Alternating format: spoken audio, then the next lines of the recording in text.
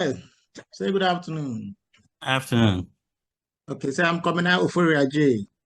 Also working with Ghana Revenue Authority here in Takrade. Okay. Okay. GRE. Then the next person, Liberas. Yes, sir. Mm-hmm. Good afternoon, sir. Good afternoon. So my name is Livras Kwetebeda. I'm with the Driving Vehicle Licensing Authority, Wage Operational Center. Okay. Then the next person, Margaret. Yes, sir. Okay, I'm Margaret Ajaki Kodi. I'm with local government service, but with the Lower Manya Krobo Municipal Assembly, Udumase Krobo. Okay. Which one is the capital of Upper Manikobo? Asesewa. Oh, okay. Asewa. Yeah. Okay. And Somanya is Ilo. Yes, please. Yilo is the But, town, but Somania is the capital. yeah, I mean, what is the assembly's name? Yeah, Yilo Krobo. Mm-hmm. So Mm. Somanya is capital. Yes, please. When you cross Somanya, you are going to Odumase. Yes, you are going to And it's also, Manya. but the two towns are so close. How come they are all capitals? I wonder for them over there. Because it's almost like one town. Yes, it's just one town, but And the lower one goes all the way to which part? the lower goes all the way to I've forgotten the name though, but after Pong, heading towards Accra. Akrade. Okay, Yeah, I think they said boundary with Akrade. okay. So which one is Akuse? Yeah, Akuse is part Yeah. of Lower Manya Krobo. Is It's part of the Lower Manya Krobo. But you could have taken it to Pong at least, so No, that it becomes. Pong is part of Lower Manya Krobo. I'm talking about the capital Ah, because Odumase is too close to Somaya. yeah. Well, Anyway, It's more populated. yeah, I think so. but Pong But is also populated. the capital has nothing to do with population. It is how you can lobby. It is the big men in your town, the way they can lobby will give you the capital. because the population is about the district, whether it's district or municipal or metropolitan. But choosing the capital, it doesn't have anything to do with the population. Odumase is more older than Bom. They are all not factors. Otherwise, certain very old towns in Ghana would have been the capital. Yes. So Okay, it depends on the strength of your MPs and your politicians at high places. Okay. Okay, So, sir. okay, thank you. Maria.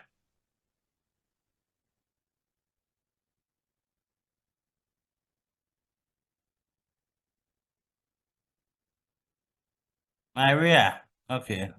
She'll be having a network challenge. She's Maria Ogude of Fidelity Bank. Okay.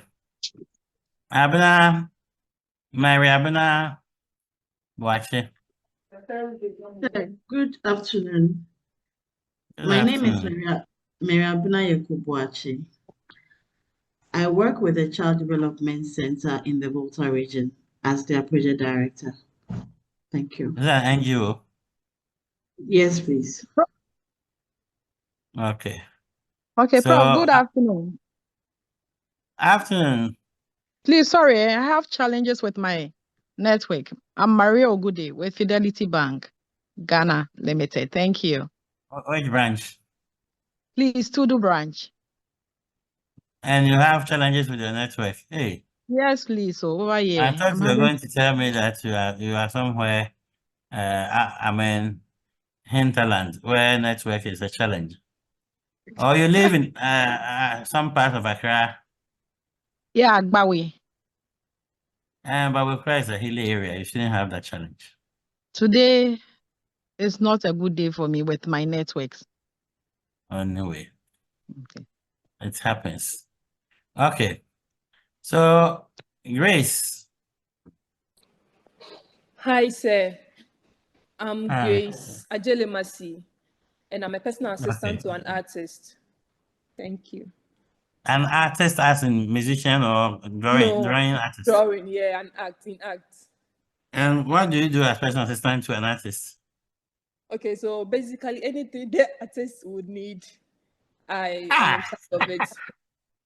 Yeah, when it comes to his act materials and everything, booking of his flights, when he's having a solo exhibition, a group exhibition, and all that, I'm in charge of all his movements.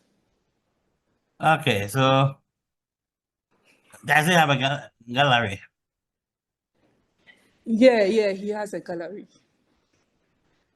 He does. Okay. Yeah. So is he a painter or a graphic designer or what kind of artist? Yeah, he's a painter. He paints.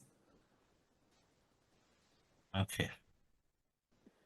Are you an artist yourself? No, sir. Okay. Where is the gallery located? We have one at Osu. We are What's around the Osu name? Kajano. Dot Atelier. Okay. Kajano. Yes, please, Osu Kajano. The one closer to hospital. Yeah, the La General, yeah, exactly. Okay. And which one is the Kinkawe? Sorry? Kinkawe. No, we don't have one there. I said, which part of Osu is called Kinkawe? So I don't know. Okay. Yeah, I don't know that side. Okay. Thank you. What's the name of the gallery? You said it's Dot something. Dot Atelier. Okay. And is the artist a lady or a gentleman? A gentleman. What is the style of painting? This question. Okay, so we have one that deals with figurative artists. We have a figurative artist. We have one that uses sponge, abstract. So the person uses sponge for their addresses, their palettes. Yeah, but he must have an identity, whether he is in pointillism, impressionism, whatever ism.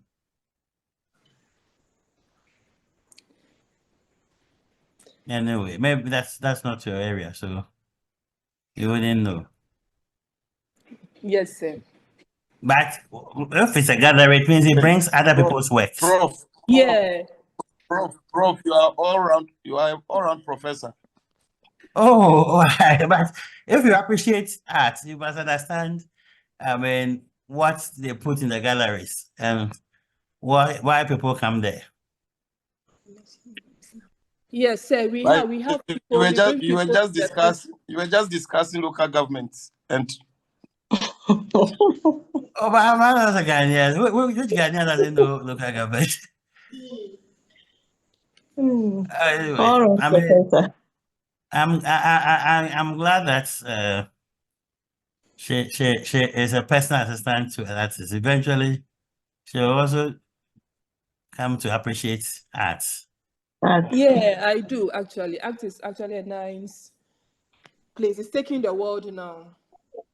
Yeah, it's going far. Yeah, but you know, when it comes to painting, that's why I was asking whether he was a graphic designer, because he's not a the way designer.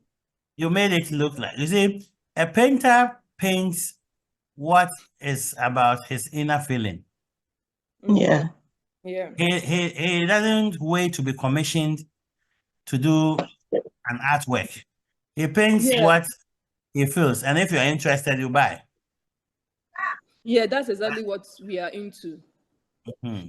So do you But a know graphic designer is commissioned to do either a billboard, a calendar, or whatever, and not what he is interested in. Prof, have you heard of Amakobo? No. Okay, so currently he's the one in charge of the Dot Act right now, and his act is all over the country and outside especially. So you can Google him and then you would see what he does. So he paints not on commission base, no, but as you said, what he feels like, what he's inspired to do. And he's a figurative. Okay, I know Ibrahim Mahama, but yes, yeah, Ibrahim Mahama as well, yeah. So Mercy, how about Ablad Glover, Prof? Yeah, Ablad Glover, so I know him as well. They are all into the same industry. And I think they are all located at the same area. Place, yeah. They are all around. Yeah. Okay. So I will read about Amakobo. Oh, okay. You can search him, Lord. I hope he's not a Rasta. He is. That's their stock in trade. Very common with artists. Yeah. Yes. They represent what they do, so their lifestyle is free. They are into Biafra.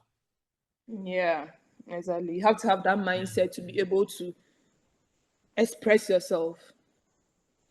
Yes. Sometimes you can't understand them, but you have to cope with them. Okay, Musa Idrisu.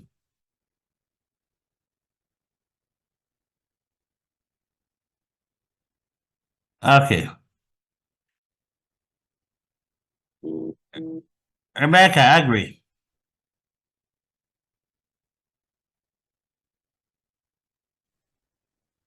Yes, sir. My name is Rebecca Agri. I work with Social Investment Fund, FMU, Accra. Social Investment Fund. Yes, sir. What's especially about your investment? It's a poverty reduction project. It's social intervention under the Ministry of Local Government. But we are still poor. So what exactly is it meant for? Come again. What exactly? Who qualifies to take it? Well, we use Ghana statistics map to do the poverty reduction. We look at the areas that are under poor conditions. Then we use that one to do the mapping to get the intervention in the rural and urban communities. So as for the mapping, I know it's easy to do, but what are the interventions and how real well, are we have they? we have the infrastructure, social infrastructures, like the school buildings. We do rehabilitation. We also build schools. We build hospitals. We do boreholes for the schools, the communities. And aside that, we have the microfinance sector also in for the small scale industries. So how does my school that is come again? The school in my community that has been repaired, how does it reduce my poverty? Well, for the poverty reduction area, we look at for the microfinance, is the microfinance area that we factor on that one. Where there are small scale industries, we have to help them. Currently, we are running a program on the post-COVID skills development under the African Development Bank. We deal with the donors, African Development Bank. They give in money, funds the small scale industries. So the fund, we don't give the money directly to the individuals. We have fund managers, which is the Apex Bank. They are the fund managers. We give the money to run it for us, to give it to the rural banks with the small scale industry that want the loan. Somebody want to start a business with small money, we group them, then we give them something to start businesses. Sir, we are beneficiaries of their intervention. Yeah, that's Maslow. Yes. we benefited from AFDB funds.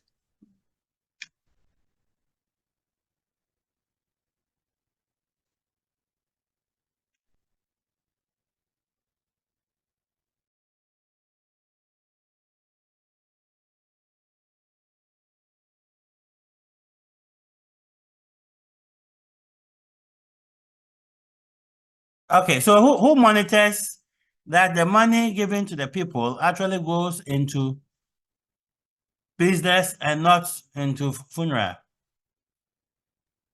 Well, the fund manager, as in the ARB Apex Bank, they manage those pools. We have beneficiary lists that comes to us to review.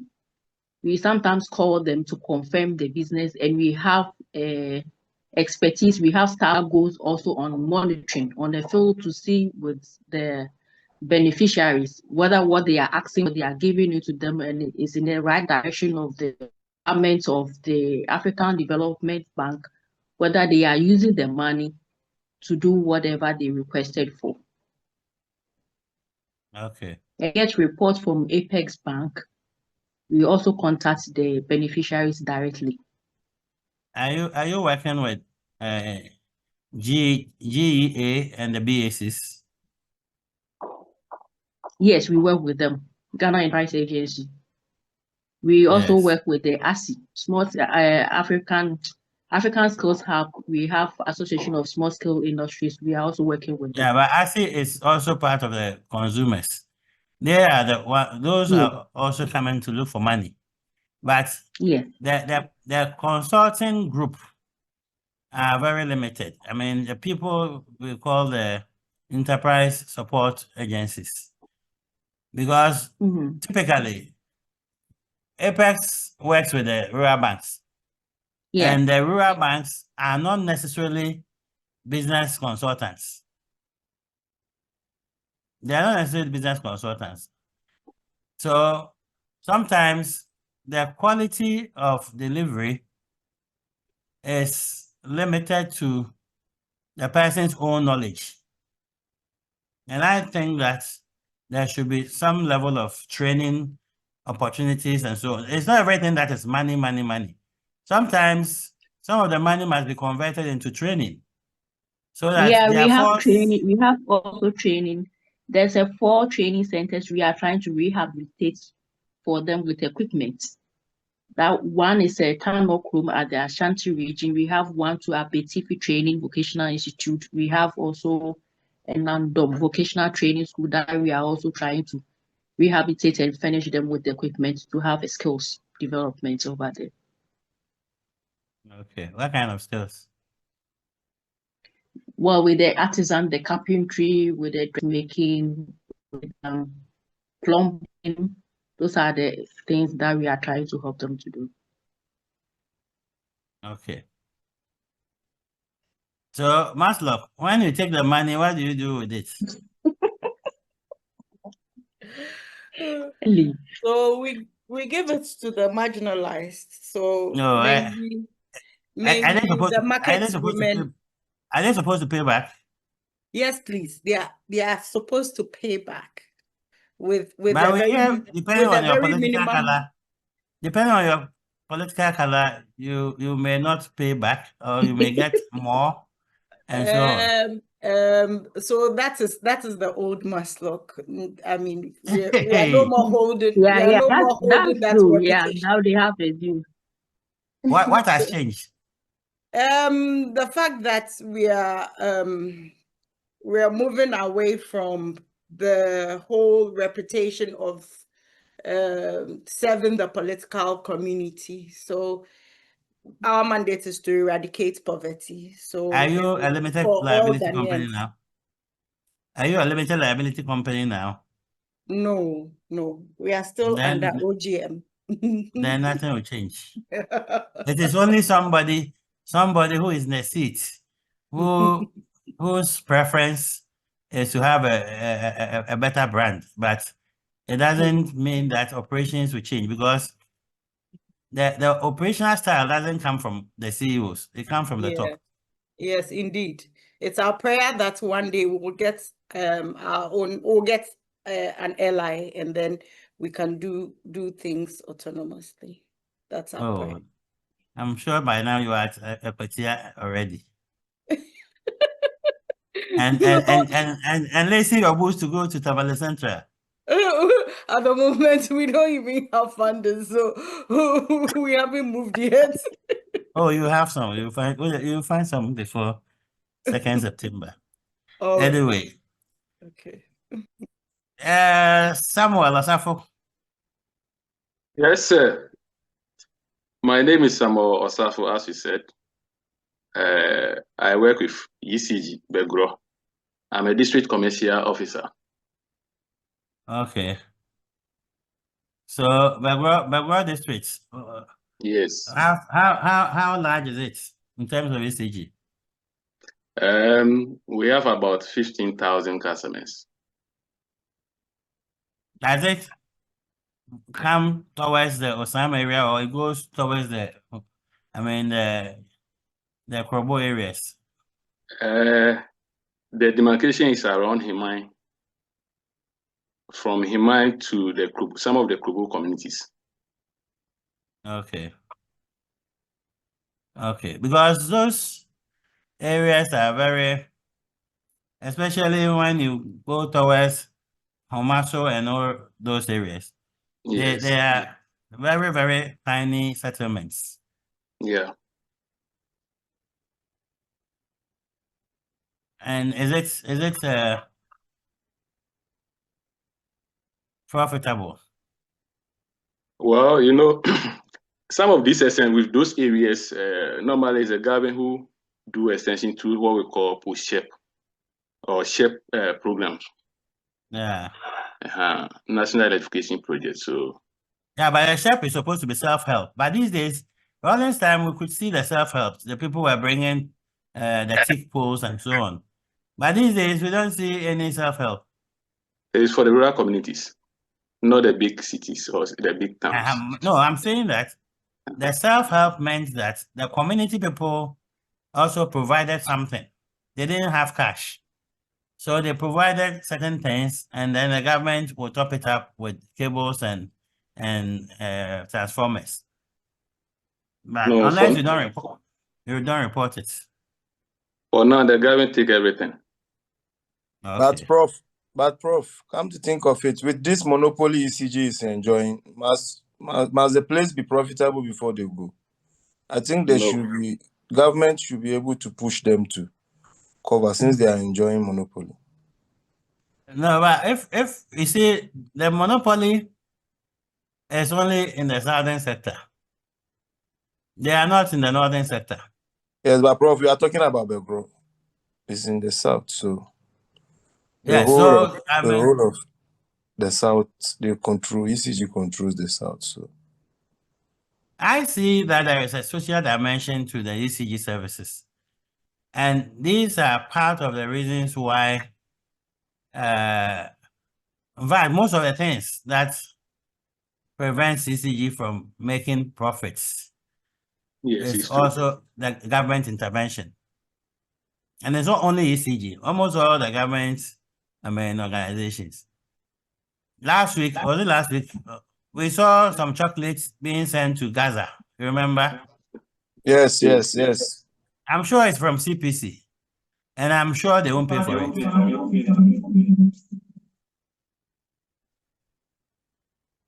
So the government's attitude towards its own subsidiaries is the reason why the SIGA organizations are not doing well. If you look at CPC, Cocoa Process Organization, company, if you like, Google their annual, profitability. And they are not making profits. And it is also because of bad decisions. And this is a corporate governance class. So some of these things, we discuss them in detail. For instance, there could be a reason why those chocolates are going to Gaza.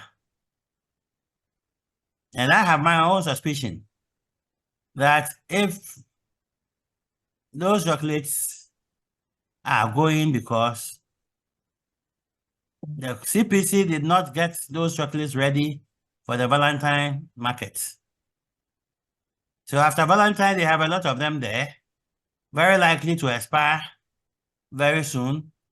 And if there is opportunity to make some level of noise and humanitarian donation, why not? Otherwise, if people are hungry in Gaza, is it chocolate they need? That is exactly the question I was about asking, Prof.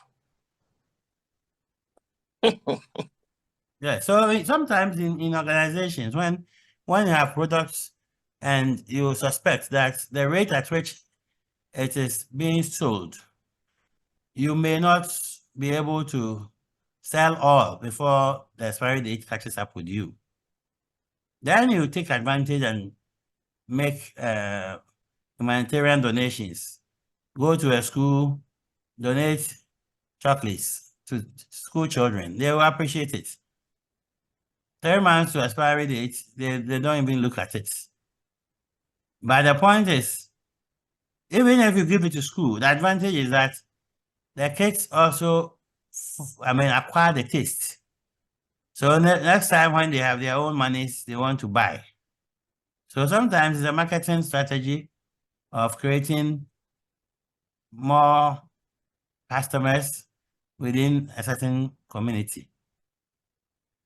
And 2 articulated tracks of chocolates, I think that there was something wrong with it at the warehouse. Anyway, let's hope that it is something that we paid for. Terence.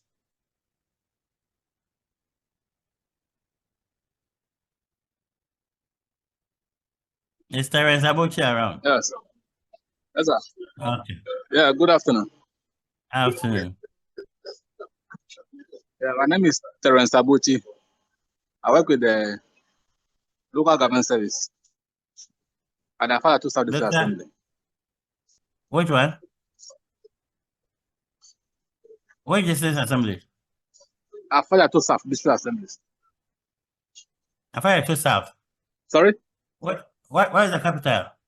Yes, in the Volta region. I said the capital of the assembly is what? Belgolokwati. Yeah, Belgolokwati. Okay. Okay. So, and the I don't know where is the capital? No, we don't have a father to North. We only have the father to South. The northern side is the Hallway Municipal Assembly. Oh, okay. Okay. Is it because it was divided into a T?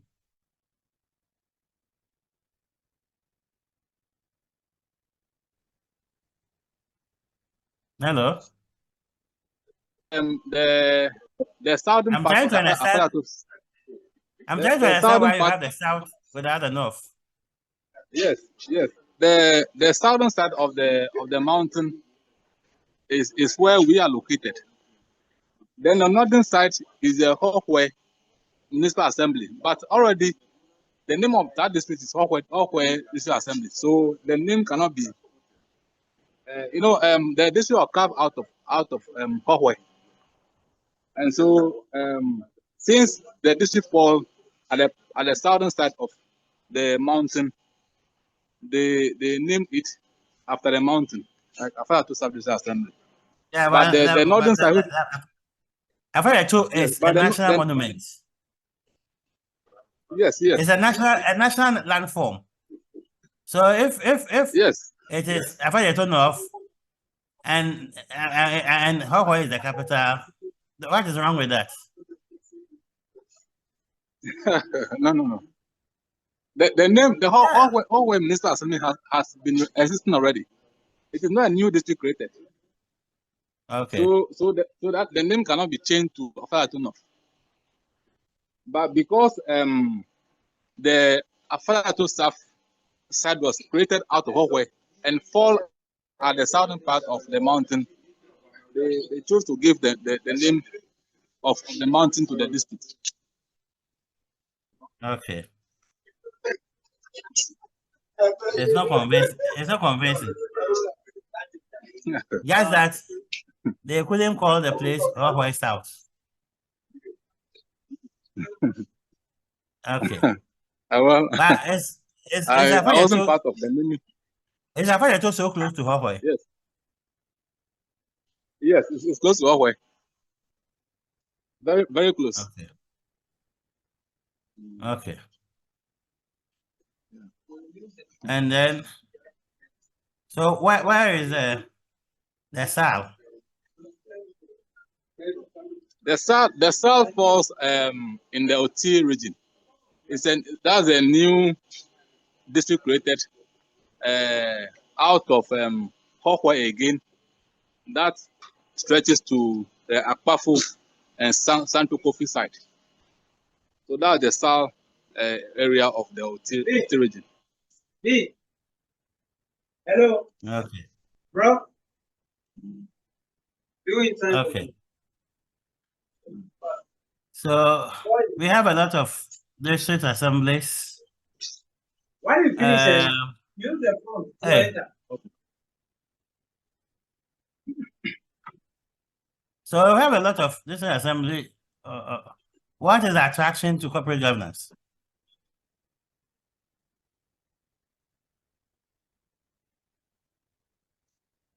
So, Terence, you take that question before. What is the attraction? What motivated you to come for the program? Oh, yes. Oh, I work at the district assembly as a senior staff, and then rising through the rank to, let's say, a director. I thought it wise that I will need training in the field of governance in order to lead as many staff that may be working under me when I rise to the rank of a district coordinating director, which is the highest rank in the district. So that was the idea to run this program. Okay, but now what is your school at Akuma and what does it teach? Sorry? You have a university now. Please, I don't get the question. What? Local government, you have a university. Yes. I thought the Institute of Local Government Service. Yes, I thought that is supposed to prepare you for whatever role that you are aspire to. Yes. Over there, they run some of them short programs that will also build our capacity on the job. So it is not mandatory for us to go through there to have or to acquire the knowledge in local governance. So whatever we feel we prefer to run or get that knowledge to be able to run the assemblies is fine. Not necessarily the Institute of Local Government Service. So, but there are short programs there. There are short programs there that we are privy to undertake to also build our capacity on the job. And so there are courses that we can. It shouldn't be that loose. If they have a university established in the name of, local government, there are particular models. If you don't do, you shouldn't even cross to a certain level. I think that it should make certain programs mandatory for anybody who wants to become a coordinating director to go through that. When GIMPA was training public service people, before it became a university like this, there were things, if you don't do at GIMPA or Management and Productivity Institute, there's no way you can cross to become a chief director or something. Somebody wanted to come in. Who is that? Yeah, yes, Prof. This is Chumberry Massa. Okay. So the institute is there to train staff or staff of the local government on the service delivery standards and best practices of local governance system. But more like in-service training. Yes. So but like Terence was saying, the local governance system as we know it has transitioned and it is evolving. Now we are looking at the bigger picture of running it like main companies, or so that the very service delivery we want to achieve, we are able to achieve them. Hence, the reason, for instance, myself, I decided to run this program, which is corporate governance and strategic leadership, which gives a broader perspective and how to run corporate. You bring it to the local governance system and then it becomes perfect. So it is not the university or the institute doesn't necessarily run you through programs like what we are doing here, but rather the service delivery standards that the local governance expects from us.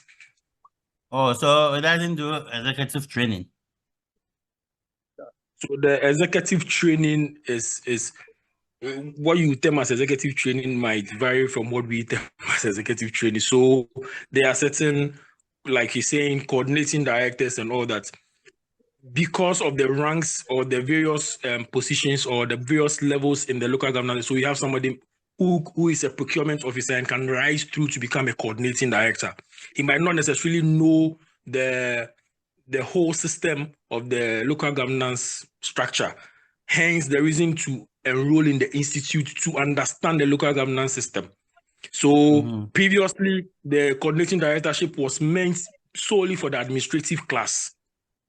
Now it is open to all the classes. So me, myself, a budget analyst can rise to become a coordinating director. Somebody who is in the procurement unit can rise to become a coordinating director. Everybody can rise. But the system is in such a way that there are certain departments that are the backbone of the local governance structure. And so if you are not in that department, it will be difficult for you to understand the system very well. Hence the reason for the institute to go and get the understanding of the structure of the local governance system. Oh, okay. Okay. But as for trying to be like a private sector, or your activities becoming private sector, that one, forget about it. Prof will get there one day. Oh, it's a gradual process. It's a process. You see, you can only get there when you are asked to pay yourselves. If you are asked that government salary will not come, whatever you do within the district, is what pays you. That's when people's attitude towards customer service and those things will change. Otherwise, anybody who works in a situation where salary will come anyway, whether they do their best or not, there is a limit to which they will kill themselves. So there are only few people.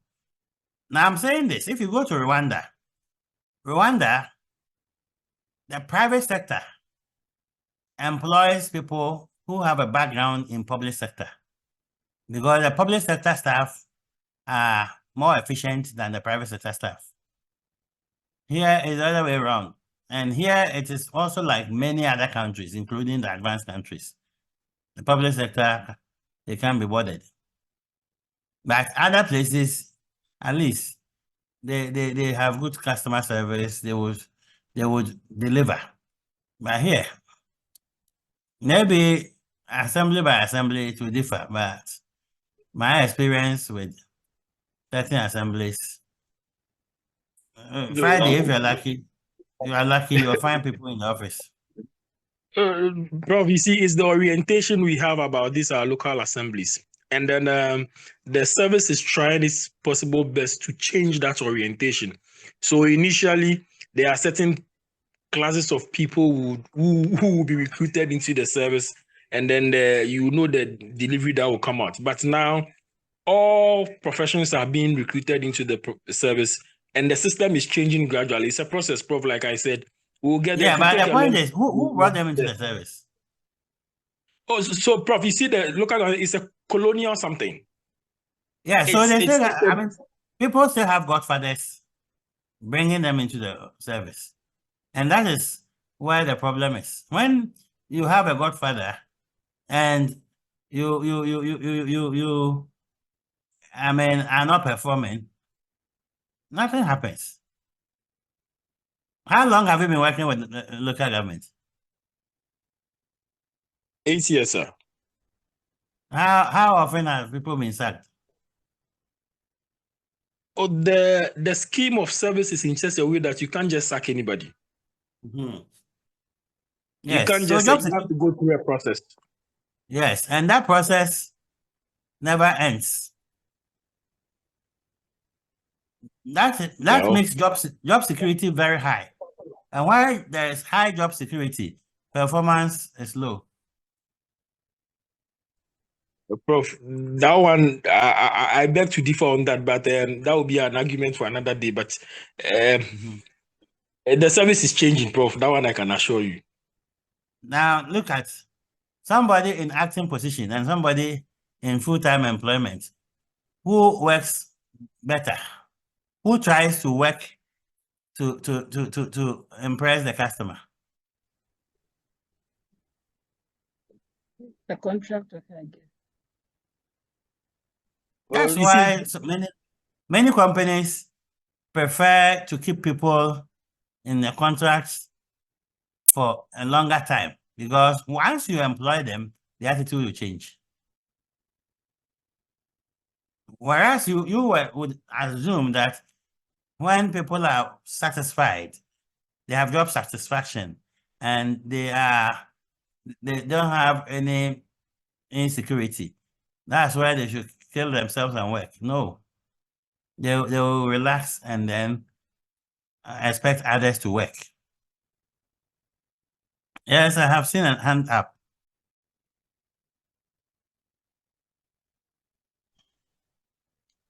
They're talking about performance. Nowadays, if the assembly as a whole doesn't perform well, it's difficult for them to get the, how do you call it? Let your name come. The common fund, based on your performance and then the amount you get. So if you want to get more money, you need to perform well as an assembly. So with that, it's the management also see to it that the staff perform well, so that the assembly will nowadays they've been ranking us too. So if you perform well, you are ranked high or low depending on your performance. So that one too is helping the assemblies to change now. So definitely we will also get to the top. What are the KPIs that you are ranked on? Because I am talking about productivity. Productivity is an aspect of performance. So performance takes into account a lot of things. But then productivity, the human factor, is a major problem in the public sector. Prof, so like she was saying, you see the government, or which the system has been able to put in place some sort of measure to increase that productivity you are referring to. So we have what we call the District Assembly's Common Fund Resource Factor Grant. And that one is basically based on your productivity and your performance. So if you do not increase your productivity and you do not perform, you do not get that grant. Why did the grant use for? The grant is purely for developmental projects in the communities. So if the MC doesn't come from the community, what should be his? Why would you be committed in getting infrastructure in the community? So, Prof, it will be difficult for you to get an MC who is not from the community. I'm here to see one. We are yet to see an MC who is not an Who is indigent not from the community? The community will from the agitate. community politically, yes, you live there for some years, but the indigent of the community is different from the one who lives there and comes from somewhere, who rather, when he has opportunity, will fight for certain things to go to his original, where he comes from. Anyway, I want to believe that everybody has some pride, if actually it is under something that you are ranking people or assemblies. You don't want to be last. No matter how you hate the district assembly, once you lead, you want to leave a mark. So we are hoping that it will improve. Now, Amen. is the ranking, does it include how efficient and judicious you use the drip machines? Please come again. The drip, they've given you some machines that the taxpayers' money was used to buy. Those excavators and caterpillars. Yes, sir. Prof, so the How ranking, efficient? the rankings, the ranking is measured in so many ways. We look at road, we look at sanitation, we look at there are so many things that come into play before you are ranked. So definitely the drip machine would also have to come, because if you don't have good roads or your drains are choked and all that, I mean, it will go against you. So you definitely put the drip machines into use to desilt and to open up roads and all that. So it will come into use. And you as staff, do you have incentives if they bring the grants? So there's no direct incentive to you, but if you are ranked, for instance, in my region, central region where I operate from, my assembly or my municipality was ranked the second out of the 22 district assemblies that we have here. So if it was ranked the second, the management of the assembly then sits down and say, okay, for performing this well, we are giving every staff this or that to boost the morale, but it doesn't come directly from the grant. Oh, okay. Yes. Okay. So yes, for me, I am interested in things that concern, national issues. The last time I met the Kumasi people, we were talking about issues like Nigerians taking our markets and also trying to even build an empire in Ghana. You remember the case of the Igbo king? Yes. Yeah.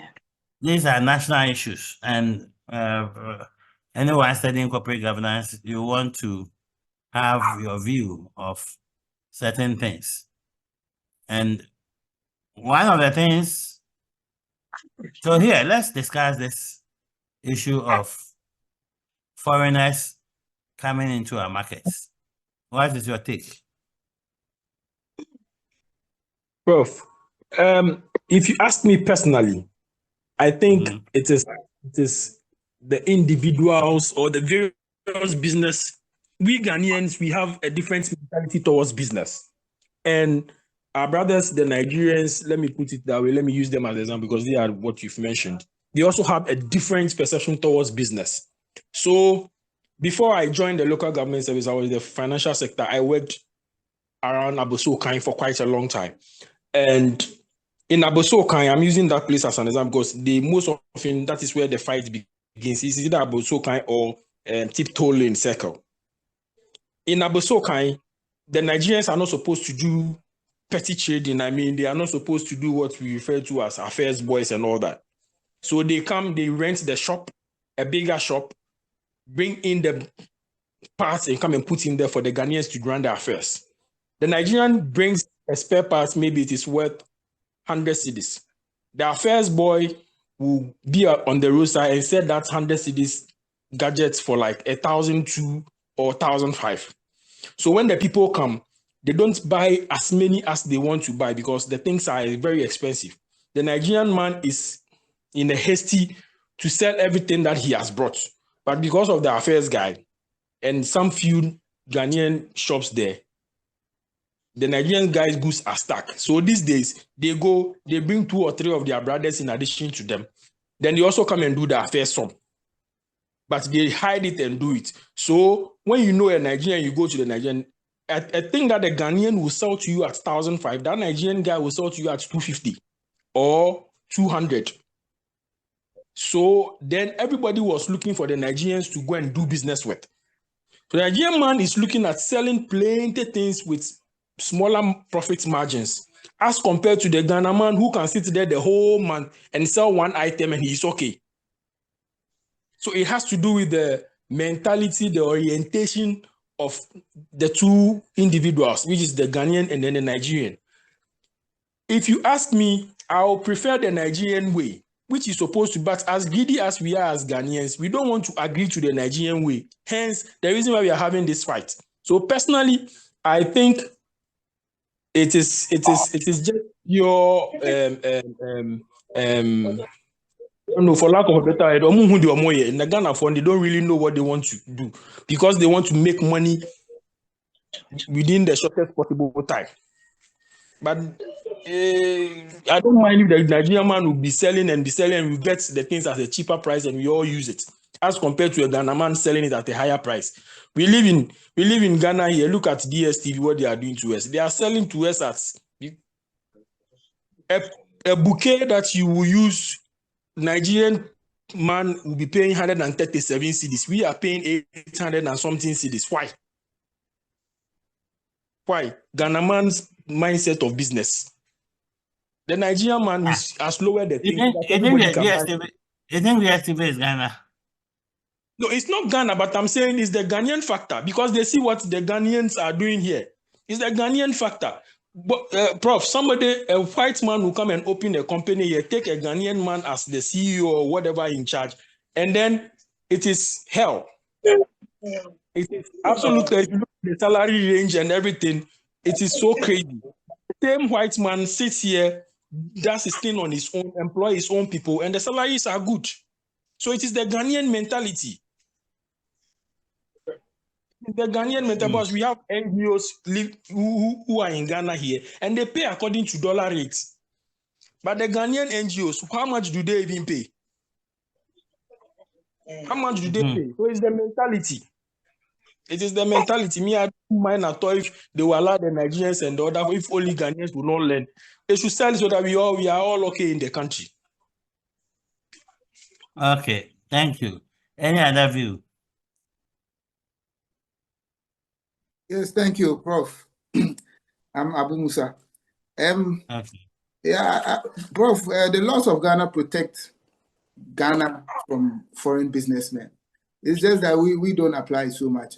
I work with the Lands Commission. No foreigner can own land in Ghana.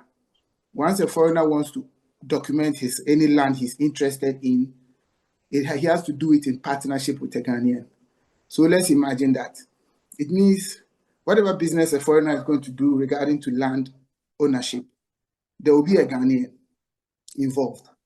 So if the person should cheat or take advantage over the system, it's the Ghanaian who has, supported him to do so. So from that angle, I would say that whatever challenges we are having for the foreigners intruding in our markets.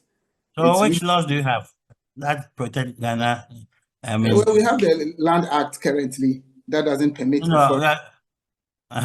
own a land. Yes, to own a land at all, except with partnership with a Ghanaian. So on that long document, you see the name of that foreigner and a Ghanaian, or a company that belongs to the foreigner and a Ghanaian. That's the only way that document will pass to registration. Yeah, thank you. So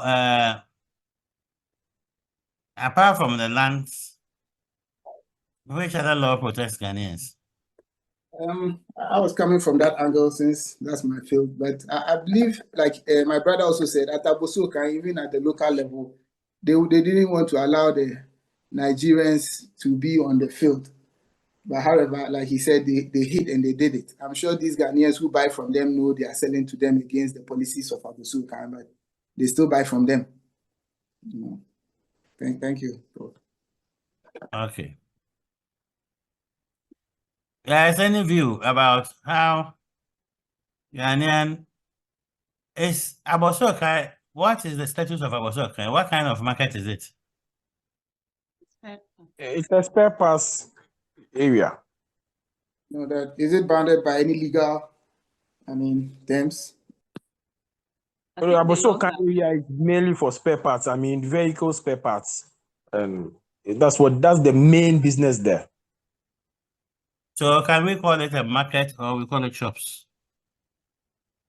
Well, it's a market. There's the Carnation market and the spare parts market, which it's a market. It's a whole market. They are not shops. It's very big, sir. Does it follow the normal market of Ghana? Yes, it's very, very big. Very, very big. It's a whole market with a lot of shops in there. Okay. So there may be laws protecting Ghanaians, but I don't find them as very strong laws. You see, when the laws have too many exceptions, eventually it doesn't work. Because those exceptions are not too difficult to procure. They're not too difficult to get. This land issue you are talking about, Ghana, nobody buys land, freehold, no. It's a leasehold. Is that not it? Yes, that's Musa there. Yes, I'm here. That's it, Doc. Nobody buys land. And indigenous Ghanaian, how long can he hold the lease for residential? A maximum of 99 years for residential. What about foreigner? 50 years. Yes. Does that mean that foreigners cannot be given land? And they can be given with what I said, without their name alone. If it's a company, there must be a Ghanaian ownership. If it's a name, there must be a partnership. I'm saying that what accounts for the 50 years? Why? If you Musa as a Ghanaian, yes, and you go with a foreigner, your name is on there, would you be given 99 years or be given 50 years? No, it won't be. It's because of the foreigner. So who owns the land then? Well, technically, both of you, because you have a right over the land. But I'm sure you are coming in because there's a foreigner attached, and there's this clause that says that he will need a Ghanaian to be part of the transaction before he can go through. So technically, it's both of you, but the interest will surely be for the foreigner. Yes, because they can hold it through, companies and so on. They do. Yes. But the point is, when you have the laws in Ghana are made with certain local or cultural implications in mind. For instance, a foreigner is asked to do business by providing, let's say, $200,000. Now, when the foreigner wants to go into joint venture, $200,000, how many local partners can provide that $200,000? Do you get my point? Yes, I do. Because if the two of us want to go into joint ventureship, then I bring 200,000. Then you say, because I'm an indigenous person, I will only bring 20,000 and we share it 50-50. It won't work like that. The number of shares you can hold will depend on how much you also bring on board. So I say that it's because of the Ghanaian that the amount is low. Otherwise, if you raise it to 1 million, a lot of Ghanaians cannot match it. And what you are creating is that Ghanaians should rather have, minorities in companies when they have to go into joint venture with, foreigners. They have to have minority, because if you bring 300,000 and I have 700,000, the foreigner will take the greater percentage. Your indigenous, status doesn't give you shares. It doesn't give you shares. Shares must be paid for. Okay. Now, there is a law, the GIPC law, that says foreigners cannot sell in the marketplaces. But whose duty is it to enforce the law?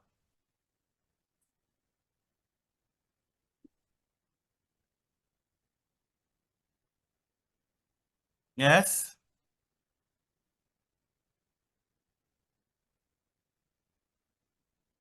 Whose duty is it to enforce the law?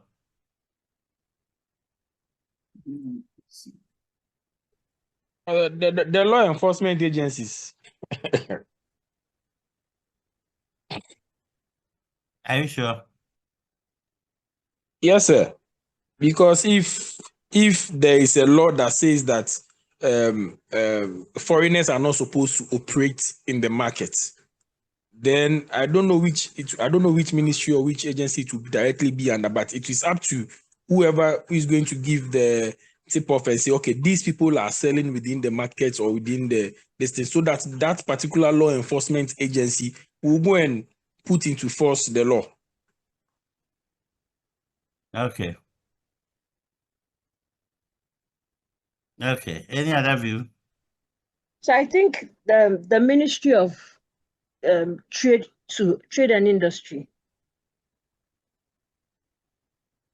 Okay. should be able to do that. Okay. So the ministry, usually the acts that established the law, the act must also provide solution. The act must tell who has the distress action. So GRA, for instance, the GRA law allows GRA to lock people's shops.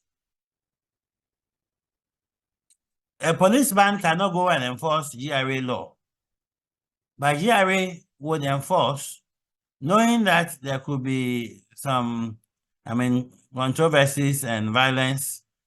They would go with the police. They will go with the police. But GRA will not be sleeping, or GRA will not be sitting in office. Then police will get up and go around markets. You, last year, you didn't pay your tax. You haven't paid your tax. And the police is going to enforce the law. So whoever said the law enforcement agencies, when you say law enforcement agencies, it is too broad, because the acts that empowers you to take those distress action, that organization whose act is that one must be part. And if they themselves are not in... Doc, please, can I come in? Yes. My name is Fidelia. Yes. With foreigners coming to our countries, they're not supposed to engage in retail businesses. They can be in the market, all right, but not to engage in retail, solely wholesale. So they can be in the market as... You are turning the law upside down. No, I work with the Office of Registrar of Companies. It doesn't matter. They can be in the market to sell, but they cannot engage in retail business. Which law of the ORC says that? I think it's the GMPC law, but not the ORC law. Mm-hmm. Is that GMPC? Yes, I believe the GMPC law, but not the ORC law. GIPC. Ours is we're not supposed to register them as a business, as a sole proprietorship business. We can only register them as a company. But for the Because trading, of the capitalization. yes, please. So if a Nigerian come and he has 200,000 and he is going to, you see, one thing I would beg of you, all of you, is that whenever you find out that you have knowledge in an area, to ensure that the knowledge is the right knowledge, also look at the law that seem to you like a rumor. Fidelia.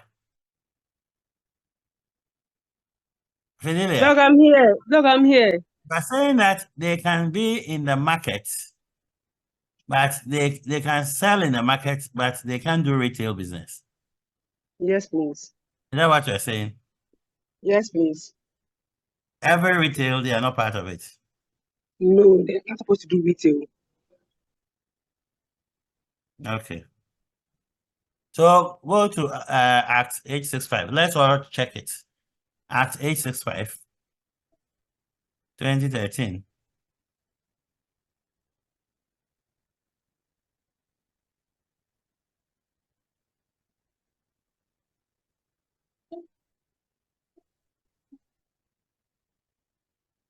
Okay.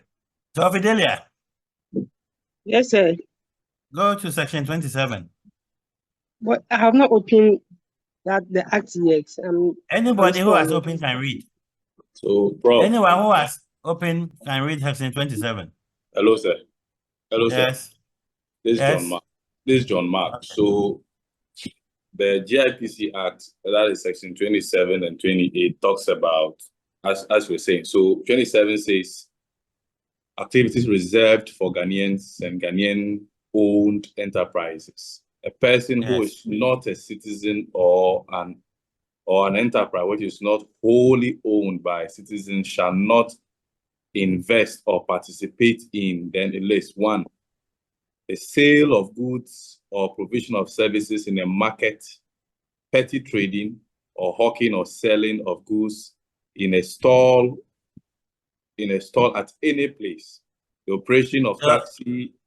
So you see why I said being in the market in itself, that Fidelia said they can be there, is rather the opposite. Yeah. So being in the market, inside the market, like Makola Market and so on, and the stall you are talking about here is not a store, it's not S-T-O-R-E, it's S-T-A-L-L, which is the ones used inside the market.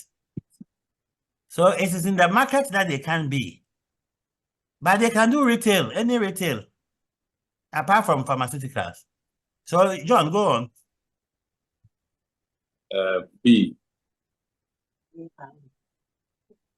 the operation of taxis or car hire service in an enterprise that has a fleet of less than 25 vehicles. So when they have more than 25, they can operate they there. can do it, yeah.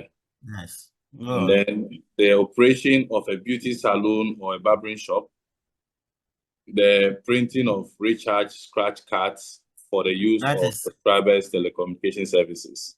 This is by now all those things are obsolete. Yeah, the production of exercise books and other basic stationery, the retail of finished pharmaceutical product. And here I think the first one finished. Finished, yes. And then the production, supply, and retail of sachet water. Yeah. Then H, all aspects of pool betting businesses and lottery except football pool. So they can. Is that not where the money is? It's the football pools, not where the money is. Yeah. So looking at the things reserved for Ghanaians, do these things, do they really make businesses?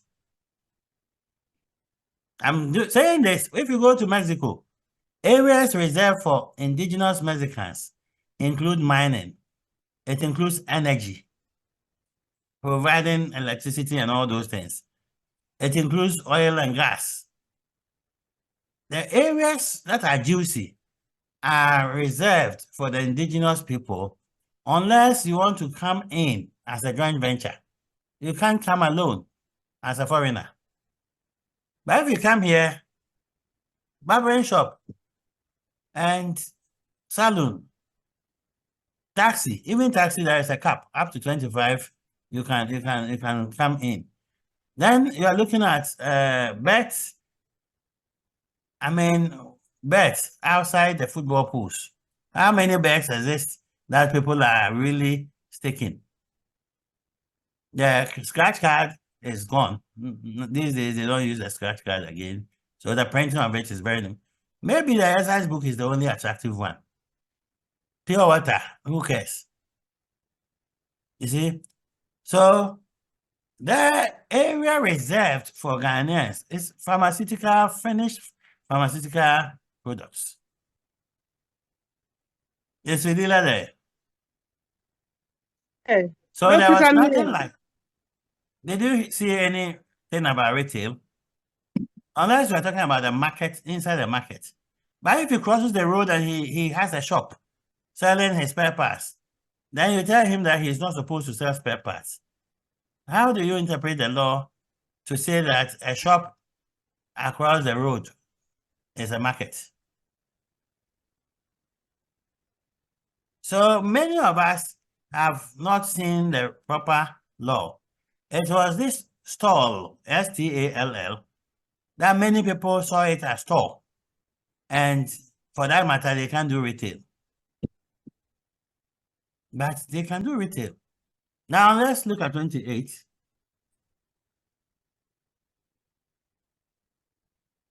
John, 28. Yeah, 28 enterprises eligible for foreign participation and minimum foreign capital requirements.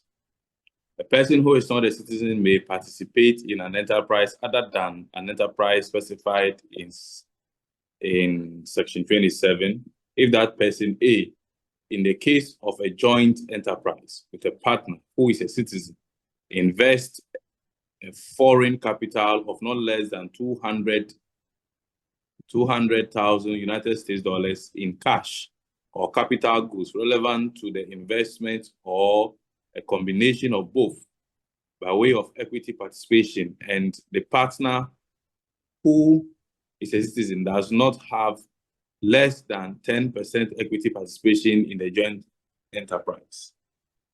Mm-hmm.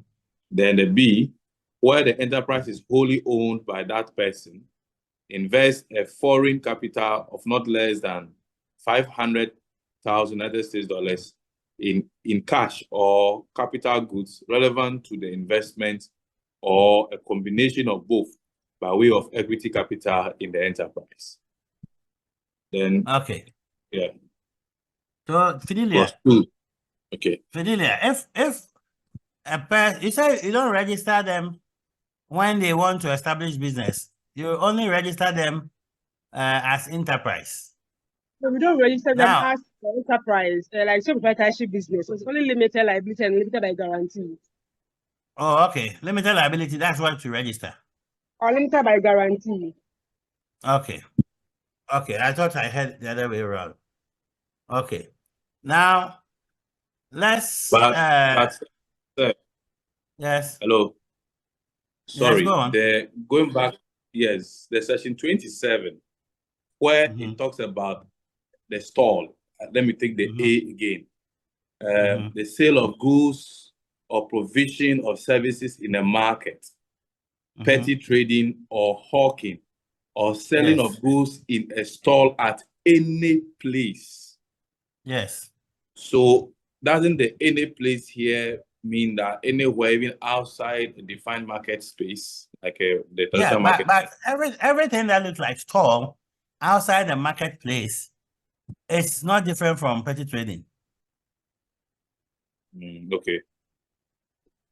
The stall is that short wall they have in the markets. That short divisions. Or if you go to first line, those wooden structures. Yes, it's even less glorified than petty trading. So I mean, hawking is about moving around with the goods, like the Gabo people do with cloth. Yes. So when the person has a shop, which he closes in the night and opens in the morning, and you want to consider that as shop, that is petty trading, maybe there's a definition of petty trading. Otherwise, petty trading, I know, is somebody selling numerous things on tabletop. Most of the time, you see that she's selling a bit of this, a bit of that, a bit of that. I mean, in a certain community. Yeah, But if the petty. person is that? Yeah, that's petty trading. Yes. So if the person is bringing car engines from Korea and he is selling in a shop, secure shop, that is not hawking. No. That is not petty trading.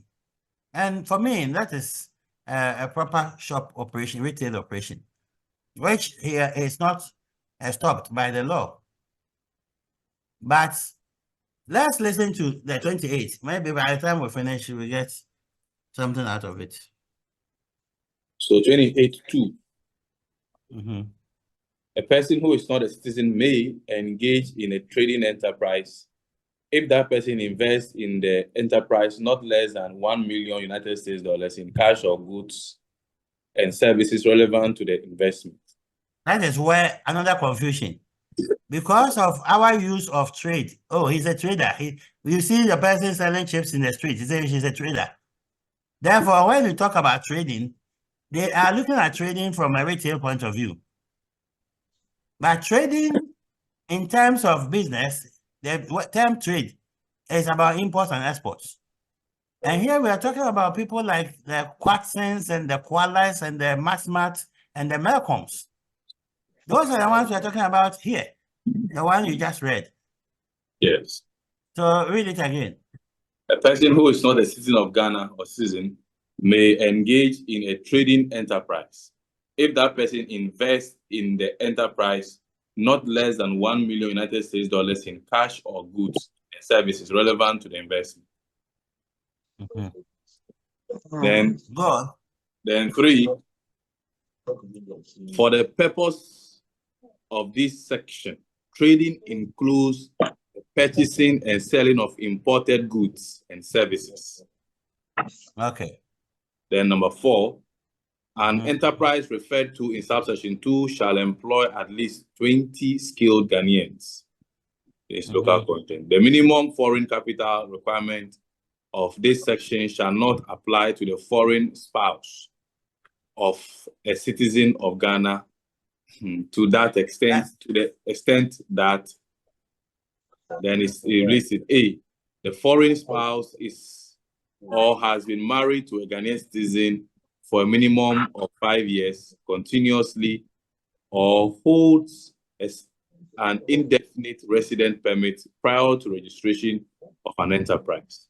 Then B, the marriage has been duly verified as having been validly conducted. And C, the foreign spouse is ordinarily resident in Ghana. And the last one is 6. Citizen of Ghana who loses his citizenship by reason of the assumption of the citizenship of another country shall not be required to comply with the minimum capital requirement of this section. All right. Thank you. So when Fidelia says that they don't register them, they register them as limited liability, agreed. But before you do that, you want to look at their capitalization, isn't it? And you'll be using the section 28(1) against them. But before you do so, or you go and lock somebody's shop in town, do you know the person's wife?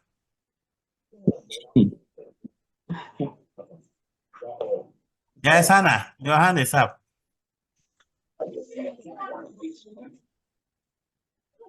Hannah, come in.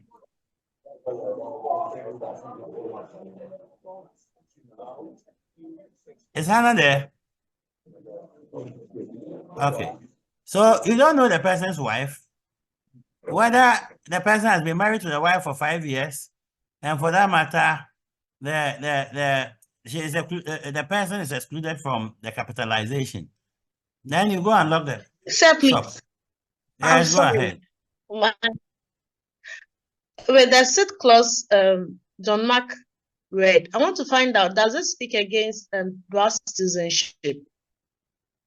Because why it it says says- that upon It says that if you lost your citizenship because you had to denounce it and take another country's citizenship, upon assumption, in fact, even if you lose it, well, you in Ghana, we see you as a Ghanaian, and it will not apply to you. So it says upon assumption, that is, if you went to Canada or another country where there is no dual citizenship, and you denounce Ghana, and you took that country's citizenship. So now you are, let's say, a Singaporean. They don't have dual citizenship.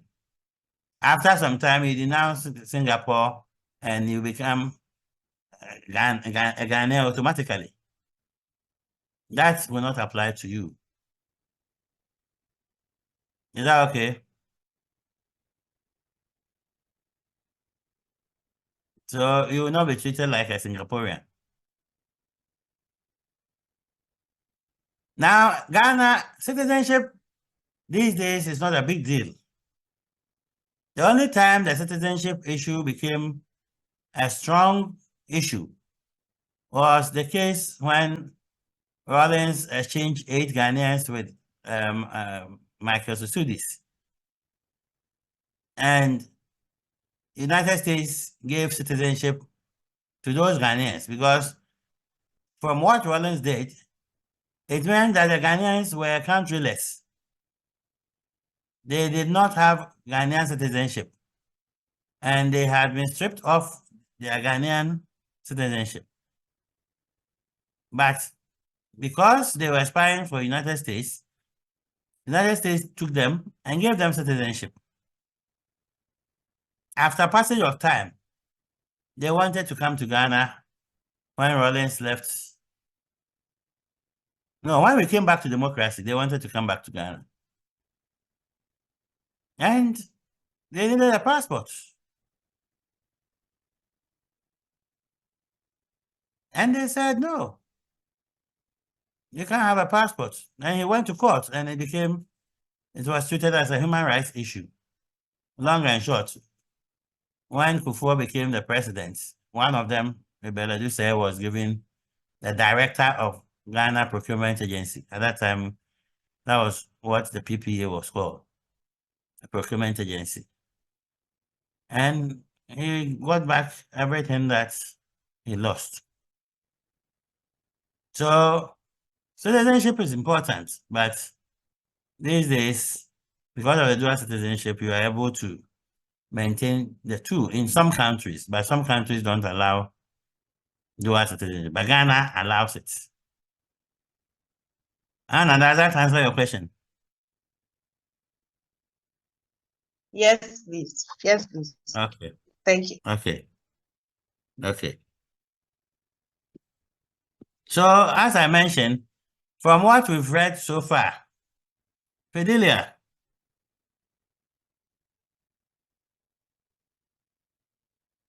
is Fidelia there?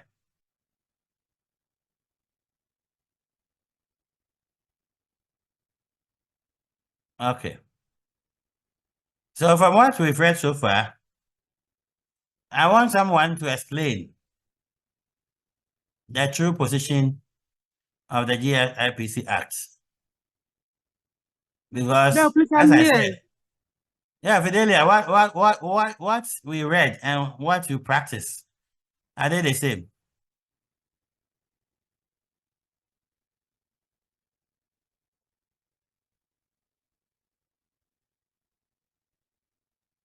No, Are you really, there? dog. Yeah, I'm here. Yes. That's what I'm saying, that sometimes there are exceptions to the rule.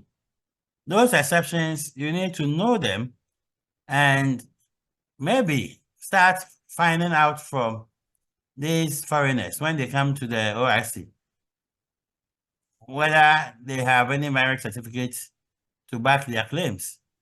And the funny thing is that the law doesn't even tell us that that marriage should be subsistent or not. It says you have been married to the person for 5 years, at least, minimum 5 years. Whether you have stopped the marriage or not, the law is silent. We don't request So for yes. that. Sir? We don't request for that certificate. Yes, but that since it's an exception, can John Mark read that part 5 again?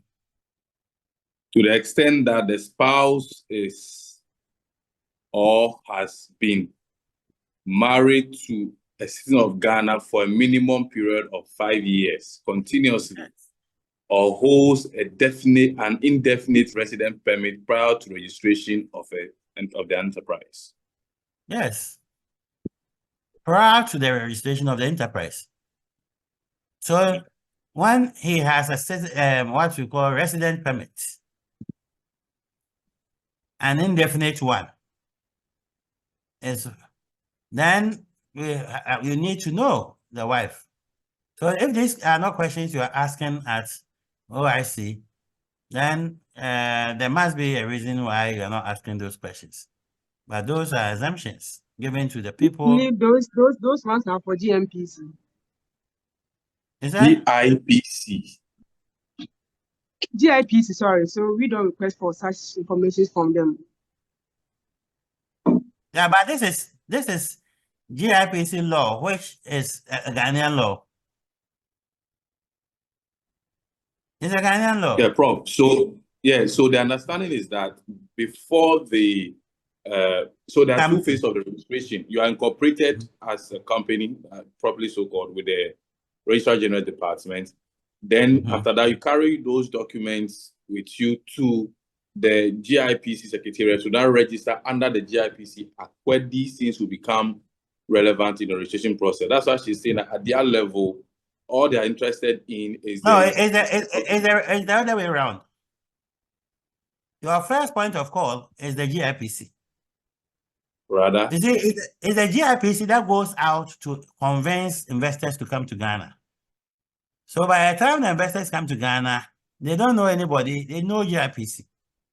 And as part of GIPC's canvassing abroad, they are telling them, the investors, that GIPC is a one-stop shop. When you come to us, we have a desk for Registrar General, we have a desk for Senate, we have a desk for this, we have a desk for that.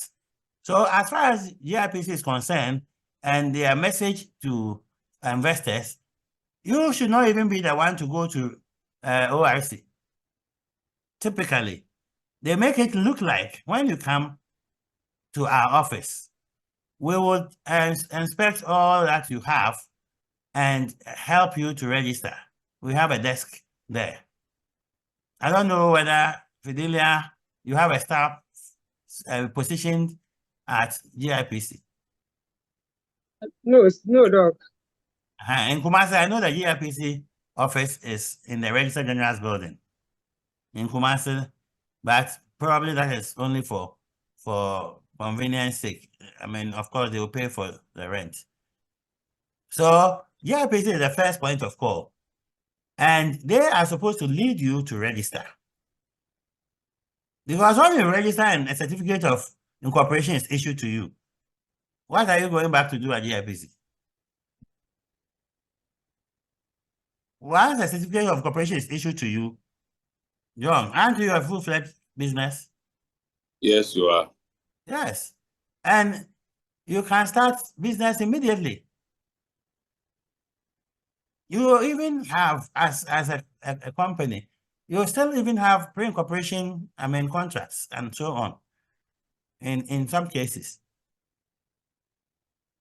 So there is something to be done in this context. But Prof, respectfully, yes, I'm looking at the requirements for registration under GIPC. And in that process, it requires, first of all, certificate of incorporation, and then the constitution of the company, and then Form 3, and a beneficial ownership profile, proof of equity, that's cash or in kind, Bank of Ghana equity confirmation letter. That's to prove the funds. Then completed GIPC registration forms. So, which in my understanding tells me that you will have to, first of all, incorporate under Ghanaian law. Then you then proceed to GIPC to be incorporated under GIPC. I don't see, for me, and I may be wrong, I don't see that incorporation certificate as a Ghanaian one. I see it as wherever you are coming from. Yes, you come as a business. Yes. And you must show evidence that you are a business. Yes. Because at the end of the day, what is GIPC giving you? Certificate to operate. GIPC doesn't have that mandate. To operate as what? Under the GIPC. Oh, nobody operates under GIPC. You operate under the certificate of, Act 992, which is the Company Act. Yes. So once you get certificate of incorporation, you have satisfied that. And you can, GIPC, what do they give? They don't have certificate. They are only a link. Just like free zones. Free zones, you register under free zones, they have tax incentives that you benefit from. GIPC doesn't have tax incentives. You register under free zones, you're able to clear certain goods at the port in furtherance of your business. You register under free zones, you are supposed to export 70% up to 100% of your products to other markets. Then you qualify for 10 years of tax holiday. That's why you register under free zones. And you register after you have incorporated and all that. But I'm saying that GIPC doesn't have any incentive for you. Oh, GIPC gives us a quota for foreign participation. For instance, if I have foreign staff or expert staff who are coming, I have a quota. Sometimes up to 4 who do not if need you have to. If you have $500,000, you qualify to bring one person. So the minimum of $200,000 we are talking about will bring a 4. The one that is bringing the 1 million can bring as many. And that is in the immigration law, not the GIPC law. Yeah, but the immigration law together with the GIPC, because the immigration law respect the GIPC quota. Yeah, but not every Ghanaian also comes through the GIPC. Not every foreigner comes through the GIPC. Yes, that's true. You can decide not to. Yes, so it's the immigration law that allows you to show evidence that I have this. So if you came under GIPC, you want to, leave that for GIPC to work it out for you. Otherwise, the Indians and the Chinese, they don't come under GIPC. They come directly and they go to immigration to do all that. So GIPC typically is a promotional institution that, until recently, now I've heard that they have been placed under Ministry of Trade, which is long overdue. Until recently, they were under the presidency. So when the president is traveling, then GIPC CEOs will sit in the plane and go with them. They are going to look for investors. And that is why, for me, as I said, this is corporate governance, the practicum. So we qualify to talk about some of these arrangements, whether they really are, impactful or not. And we all give our views how it should be arranged in order to be impactful or to bring performance to the fore. So for me, the GIPC that went to coerce people to come and invest, the next day, he is telling you that where you are investing is not right, so I'm closing your shop. You, the promoter, you are the one also, executing the distress action. How does it make you feel? A Chinese will tell you, oh, don't mind these people. When they come and convince you, they bring you to their country and they abandon you. The next day, they are closing your shops. So for me, that distress action shouldn't even be in the GIPC law. It shouldn't be there. So this is how I understand this, that GIPC also gains some deductions from these so-called investors because they are providing you service. They are actually giving you a one-stop shop. So they have some deductions they gain from them. And it's part of the IGF. So they really would be there for you in some ways. But typically, GIPC doesn't give you any incentive. Whereas the free zones law has 10-year tax holiday and clearing of goods at the port for free if it is in furtherance of your business. The GIPC law is silent. When you come to Ghana, you choose to register in the free zones or choose to register in the GIPC or both. And at the end of the day, you realize that a Ghanaian company also can register in the free zones and operate in the free zones.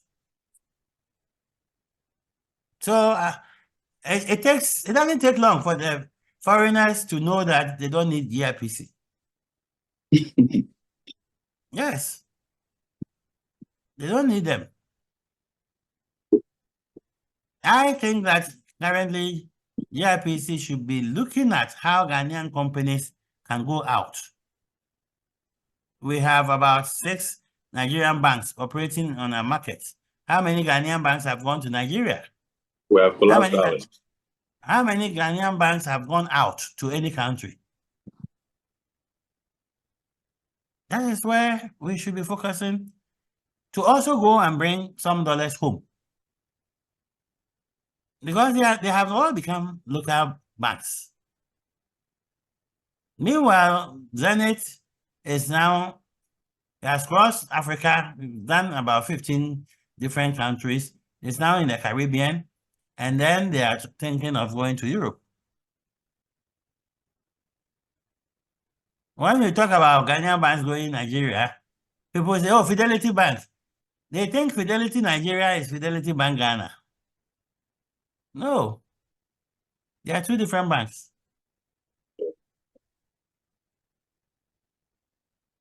So this is how I want you to start thinking. That especially when it appears to you, and this is not limited to corporate governance, there are a lot of rumors, a lot of knowledge in your mind that are hearsays. Go to the root. Look for the root. So, the same way, a lot of you have the impression, and many women, their pastors and their counselors and their advisors and people will be advising the women, oh, you know, women are more than men in this world. If he's going to take you as a second wife and he's going to take good care of you, men have always been more than women. Men have always been more than women. It's not true that women are more than men. This is a hearsay. It's a hearsay. But some women have accepted that, yes, men are more than women, so I know what they be.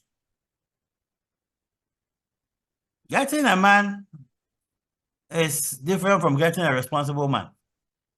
Maybe the responsible men are not many, but the concept of men and women, men are more than women, and it's been so since the 1950s.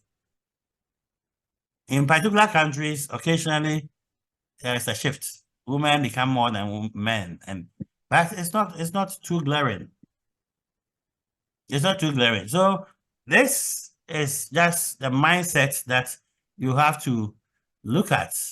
What backs what I'm saying? Something must back your ideological thinking. Is it true that this situation is this what it is? And I just cited the example of people who think that Nigerian shops must be closed. First, you don't know the person's capitalization, whether he qualifies and he is being able to provide the 500,000 or he's working with a Ghanaian with a 200,000. Who is a wife? Is she a Ghanaian? Have they been married for 5 years? And are they, is he exempted from the minimum capital that we are talking about in section 28? And so on. So I remember some years ago when Alan was the minister, Alan traveled and Carlos Ahenkra was a deputy minister, one of the deputy ministers. Then the Guta people started this noise about foreigners in their markets. And Ahenkra formed the task force. And then they started going to the market to lock people's shops. The Nigerian ambassador warned them. And they continue doing that. After the ambassador doesn't run the country for us. Ghanaians cannot go and misbehave in Nigeria, blah, blah, blah. That's how we respond to such things. Alan came and immediately disbanded the task force. And he told Carlos to discontinue what he was doing. And Ghanaians were angry. It was not the mandate of the Minister of Trade then. No. So Guta gets up and they think that their inability to make profits is because of Nigerians. Meanwhile, they have bad customer service. Meanwhile, I think it was it Musa or somebody who was saying that their attitude towards business is different. Nigeria will take 10 cedis as profits and sell. And he will sell 10 cedis, 10 cedis, 10 cedis. By the evening time, he has 1,000 cedis. A Ghanaian, oh. And the Nigerian is an aggressive being. In terms of even if a Nigerian attends an interview with you for a job, if you don't take it, the Nigerian will get the job. Very confident. Very, very confident. The Ghanaian is timid. Their aggression on the markets, we can match them. When UBA and Zenith started operating in Ghana, at that time, because of the scam, the Nigerians coming to Ghana was fraught with a lot of, resistance. Eventually, when they got the opportunity to come, they didn't want to offend the Ghanaian, politicians. So they employed Ghanaian ladies, briefed them, go and get us the accounts, go to CEOs, go to this, go to that, go to that. They gave them the list to go. The Ghanaian ladies, very religious, they go And even when a CEO wants to go to lunch with them, no, me, I'm married. I have a boyfriend. Then they cut off the Ghanaians, brought in Nigerian girls, tall ladies, high heels. Some of them their wigs were behind their thighs.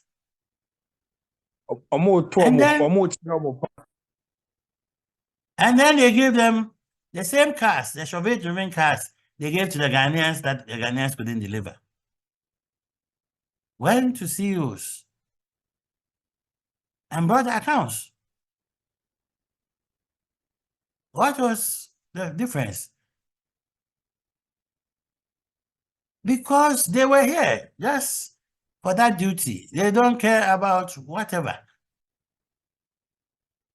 And a typical Nigerian will tell you, go for this, even if you have to flirt. And flirt doesn't necessarily mean sleeping with the person. If you have to flirt with the person and get the account, get it and bring it. So yes, there is a difference between the behavior of Ghanaians and Nigerians. And it is the aggressive nature of the Nigerian that makes them successful in business. We are very slow. Very slow.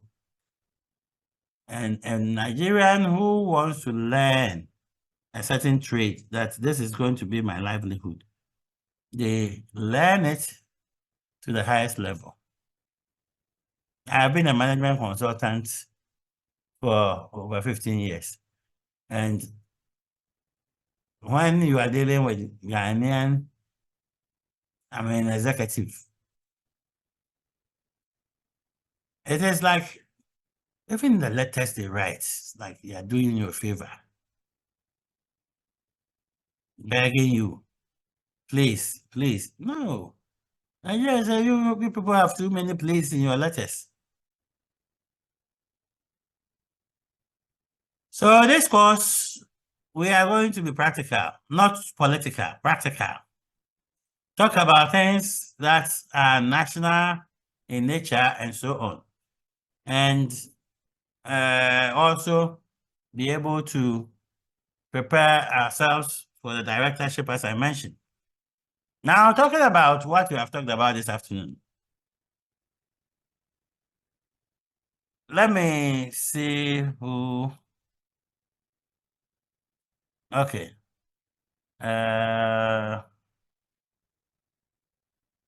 Grace Massey. Is Grace there? Yes, sir. You are the artist, PA. Yes, sir. Yes. How can Ghana solve this problem of foreigners bringing things into our market? Everybody can have a view.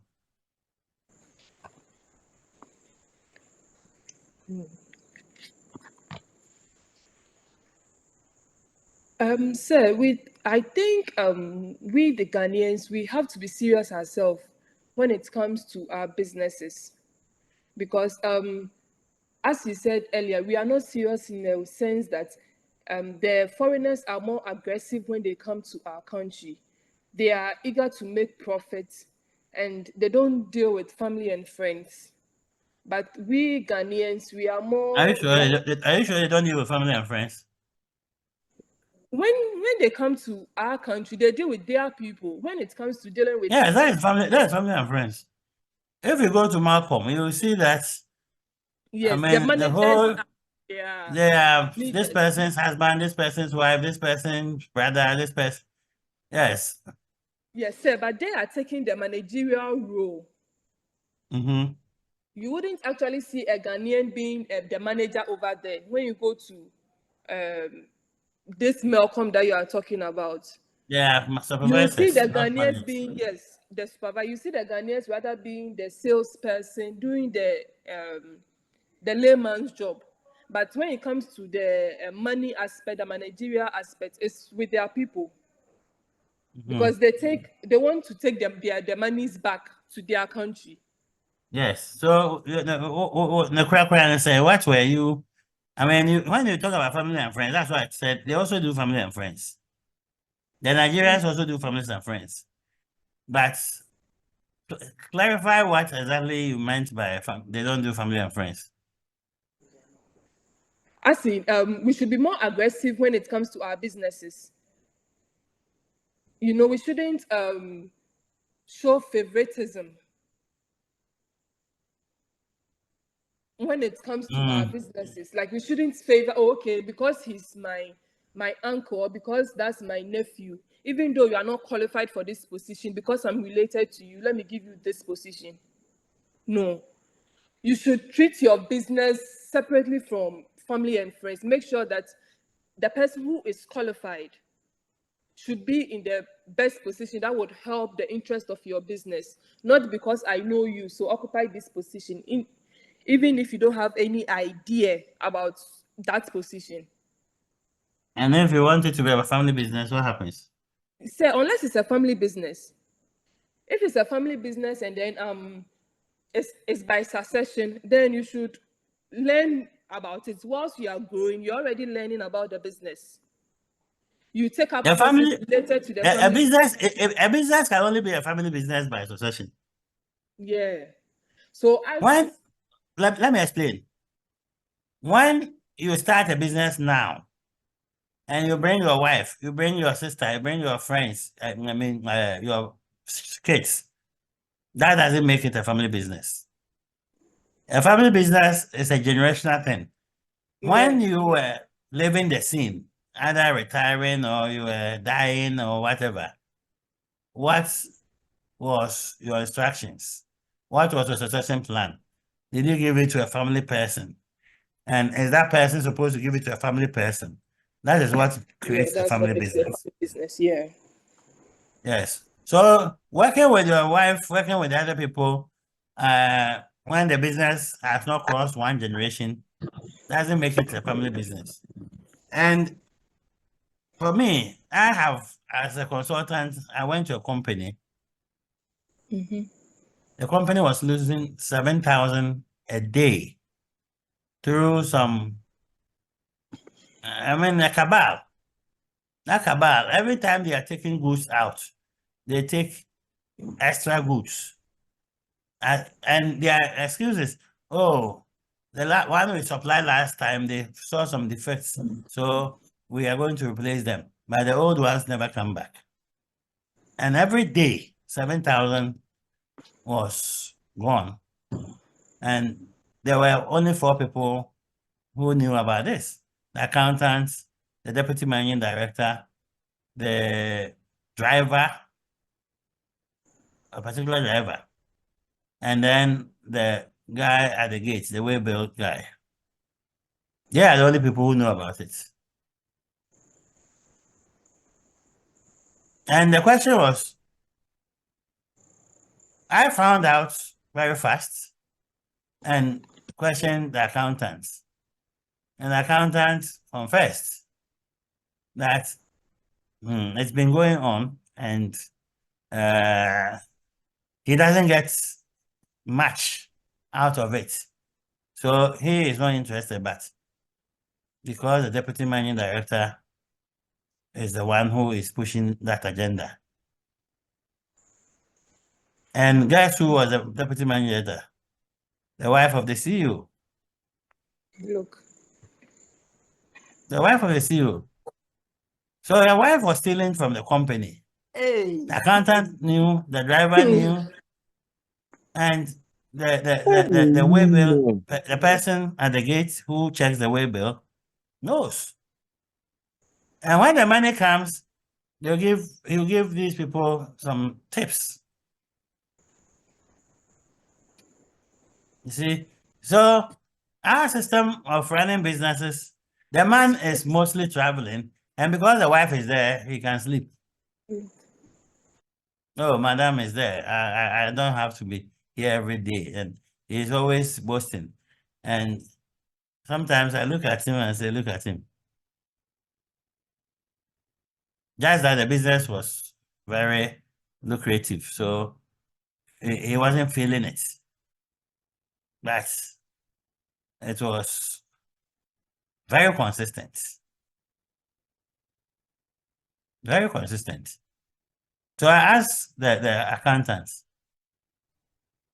so is Madam, why is it because she's not well paid in the company? Is it she takes the higher salary? Her salary is even higher than the CEO because Madam insists that she doesn't want us to deduct SNET. She doesn't want us to deduct SNET. She doesn't want to be part of SNET. So she takes everything. And I said, but if the SNET comes, they will prosecute them because it's not as if you want to pick and choose when you want to pay SNET. So typically I asked him what the woman used the money for. He said, Madam, will be a year by no no and she's doing it for free. Or why no, I can't to my man and for them that kind of lifestyle. So these are the kind of businesses we are running.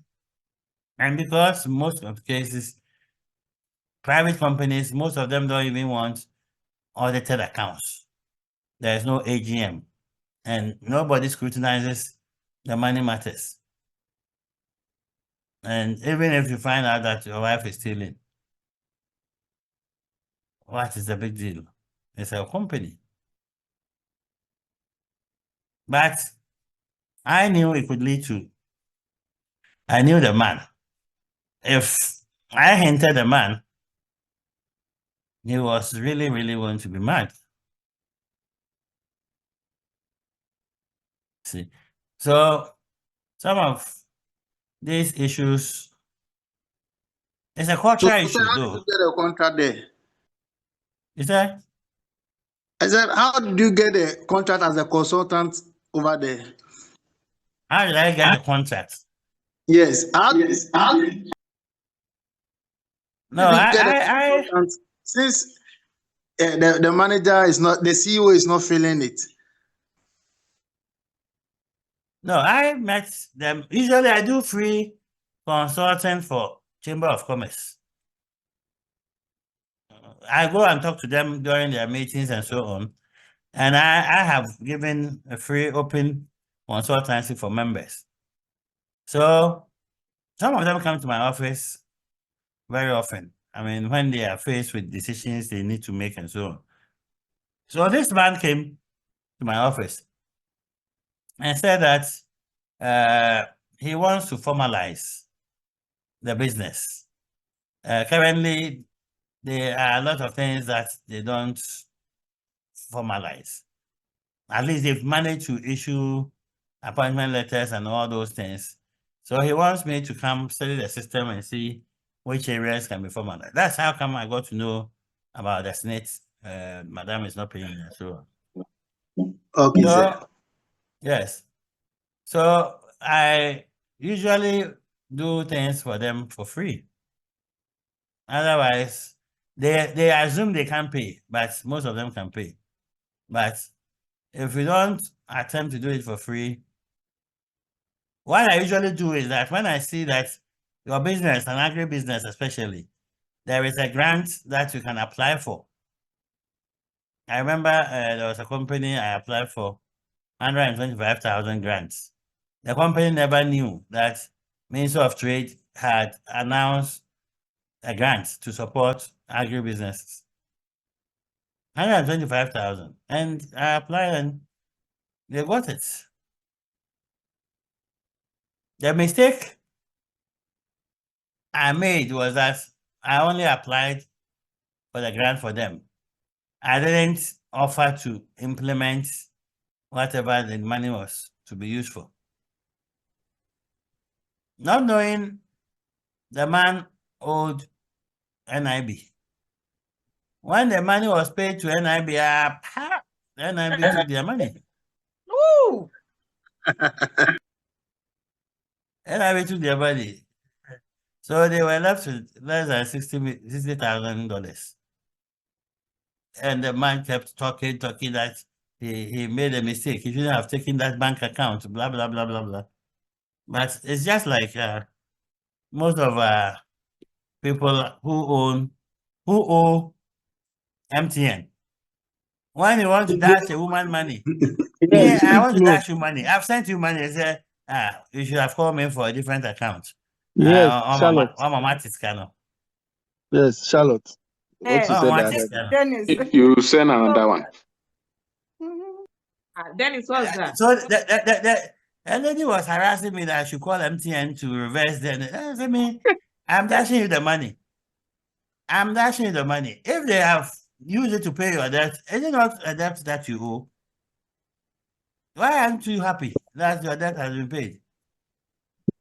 Please Hey.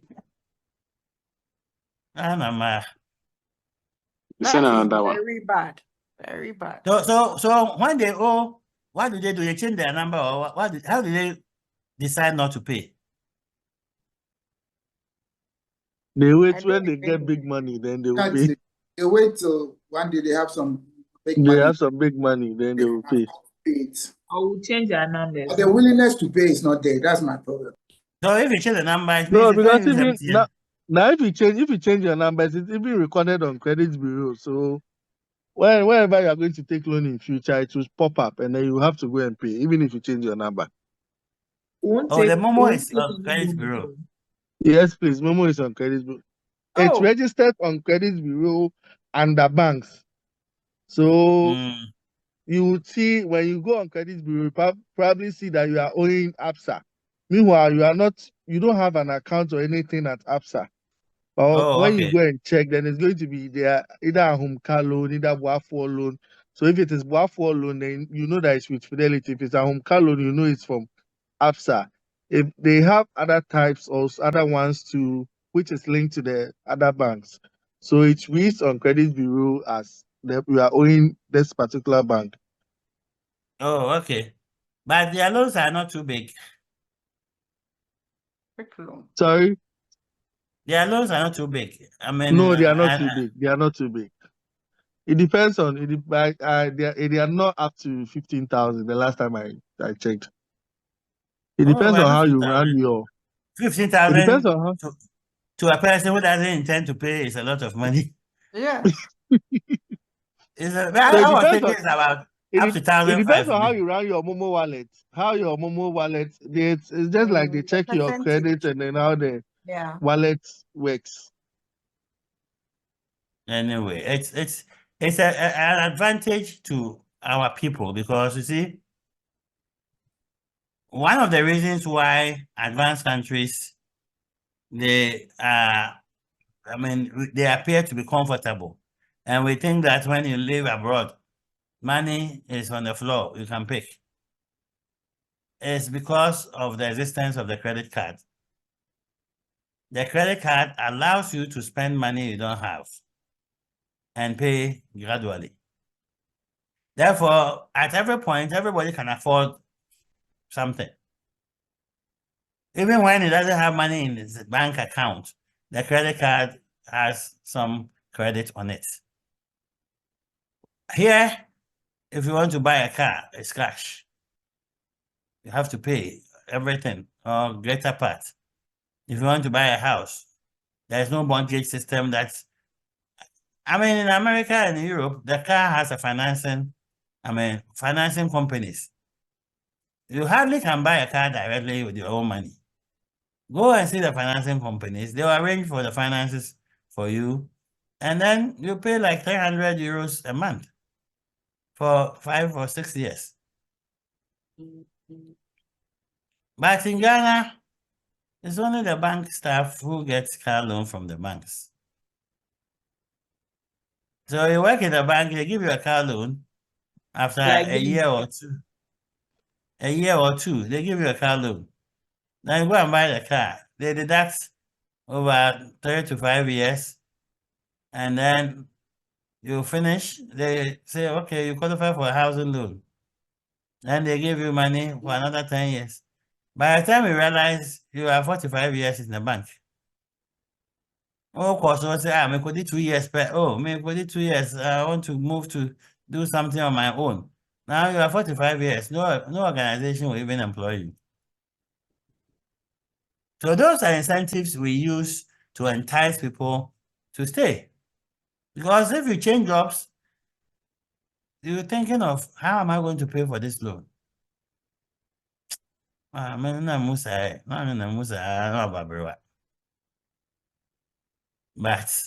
they also the reason why everybody is working, trying to get a house and a car. And then so about bra.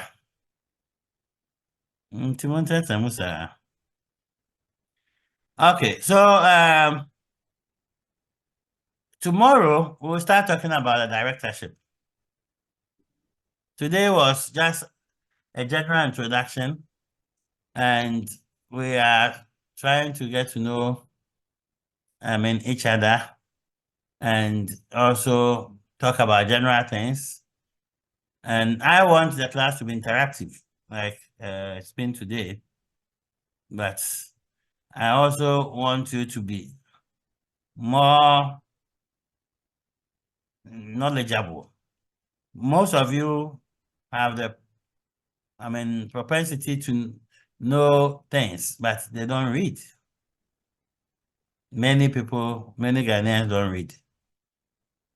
You believe in what pastors say rather than what we are reading for ourselves. And in the process, they lie to us. They lie to us every day. So go to the source and read. The ones who don't understand, you ask professionals. You ask professionals. Is that okay? Yes, okay. sir. Yes, please. So far, I think everybody here, let me see. Who is Ajay? Bless Ajay. Bless Ajay, we didn't hear from you. Evelyn Ekua Forsen. Evelyn Ekua Forsen, we didn't hear from you. Fidaus. Yes, sir. Yes, tell us about yourself and what you do.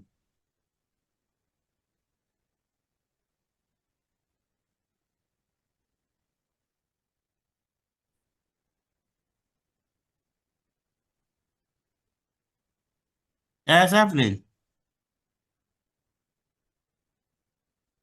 Yeah, hello, sir. Yes. Yes, sir, please, you've called my name. I said, tell us about yourself, what you do for a living.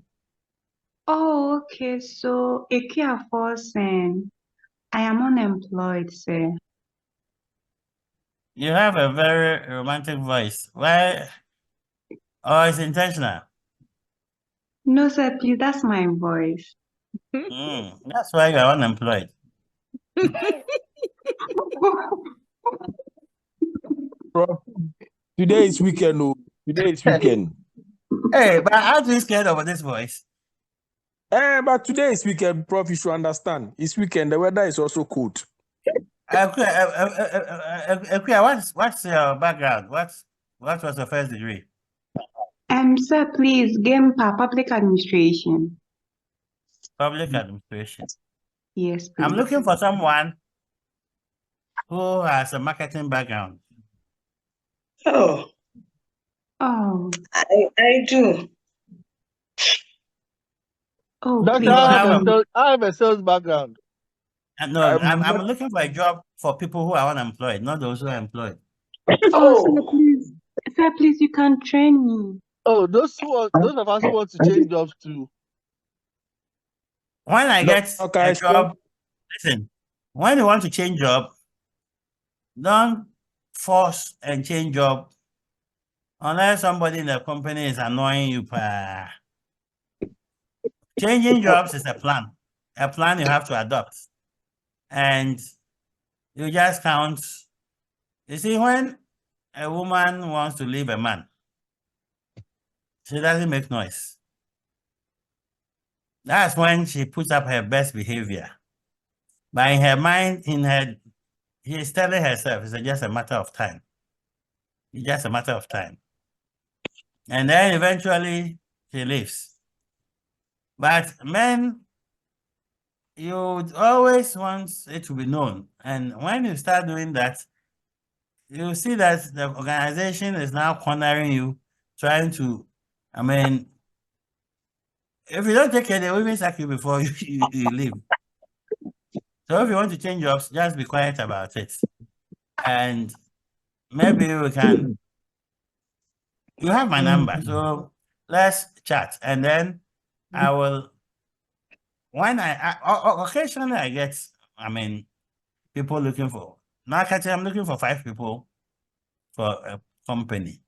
Another startup has products that they want to sell, and they want a marketer to look at overall of those selling on sales commission and so on. And I am in charge of KNUST Students Entrepreneurship, the whole university. Students Entrepreneurship and the business incubator and all startup activities. I am in charge. So I get a lot of these things. Hello, sir. Yes. Sir, please, because of that, can I be your friend so that you can help me with a job? Oh, me, anyone who is my student, as long as you're my student, you don't have to be my friend. When I have jobs, I first consider my students before I consider outsiders. So, but you see, sometimes it's also the courses you do. The public administration, I know that you don't need to be a marketer, or it's not because you did marketing. That's not guarantee that you sell better than the one who doesn't have marketing. But most employers want to see that they are picking the people with the right certificates. So I used to put people who were looking for jobs in my consultancy, and as and when we go to places to do consultancy, they get the networks and eventually get jobs. But these days I don't have time for... Is it in Kumasi or Accra? Oh, this one is in Kumasi. It's in Kumasi. But that's what I'm saying, that if you are unemployed, then your house shouldn't be too comfortable for you. If you have to move and get a job, you have to move. Okay. Sir, I will contact you to help me get grants. Grants? Yes, sir. What is your... Oh, are you an NGO? This is Maslow. We are not getting enough funding from when government you give of money Ghana. to people, you give money to people and don't collect, who will give you grants? Oh, sir, we know the reputation, but like I told you, it's a new Maslow. So we are out here to help the marginalized, help us eradicate poverty. No, what is it? Your system, the way you were set up, is also you are to give grants, and you have a grant manual, isn't it? We didn't meet any. Okay, yes, we do. You must have a grant manual, and everybody who takes the grant must have a copy of the grant manual, and then your contract. So what do you do with the contracts? Sir, I don't have full information on that. That's for that. I'm glad you said that, because you see, you can't write a loan scheme I mean, efficiently without a collateral system. Yeah. So what is your collateral system? Most of the time we use guarantors. Most of our facilities is tied to the guaranting system. Yes, but the guarantor, what is it bringing as a collateral? You Uh, can't use a human being. You can't use a human being as a guarantor. Unless you are dealing with, I mean, a Ganashi system. But That's so this when it person. comes to like our vehicle hire purchase, the vehicle becomes, I mean, the collateral. Yes, but how does something that doesn't belong to the person become your collateral? The vehicle is your own. It's your own You property. Maslow, How can you you bought it. collateralize your property? Yes. Yes. You don't collateralize. You bought it. Your money is in. His money is not there. So But at if the he's end of using, the day, no matter how much you pay, if you still default to a point, we still take the vehicle from you, regardless of That's your what you property paid. anyway. yes, but you see, when you are taking the property, the vehicle from you, do you go to court? Unfortunately, we usually don't go to court. Because The banking the title system. has not, because the title because has you not own passed it. to him. Yeah, so you don't need court order. The title has not passed to the person. The title is still with you. Yes. Yes. So you are only, I mean, I can't say a tree, I say, only know who I know I say. I mean, it is your own property. So Yeah, your yes, own property. Now, maybe even if you've paid 3/4 and we Part of take it. it away from you, we still dispose of the vehicle and Yes, get that one. I mean, you see, the reason why I'm saying that you need a collateral to run it efficiently is that even if with the universal banks, those that take collateral, yeah, because the title is not with you, you can't just take the collateral. You have to go to court for the court to grant you access to the collateral if you want to sell or whatever. It's cost. It brings a lot of cost. Yes. Chasing a debtor is a cost item. Yes. You understand? So if there's no collateral, then the cost of chasing the person, going to court to report the person, every It's so true. you It's even true. Our chase the person. monitoring cost is quite high, and Yes, then and then one of the principles of taxation is the economic principle. You don't use more money to chase more money. Yes, that's true. So at the end of the day, if it's a political person, food soldier, so this must love for me. It doesn't have a very good future. Unless you put, because we are mandated to eradicate poverty, we are not even targeted to, I mean, make profits. It doesn't make sense. Like it doesn't make economical sense. Circular. What about you want to know? Say, I'll still come to you. Thank you. Okay. Kind of poverty. That the millionaire is even applying for Maslow. Now, whether with the kitty poverty of Ghana.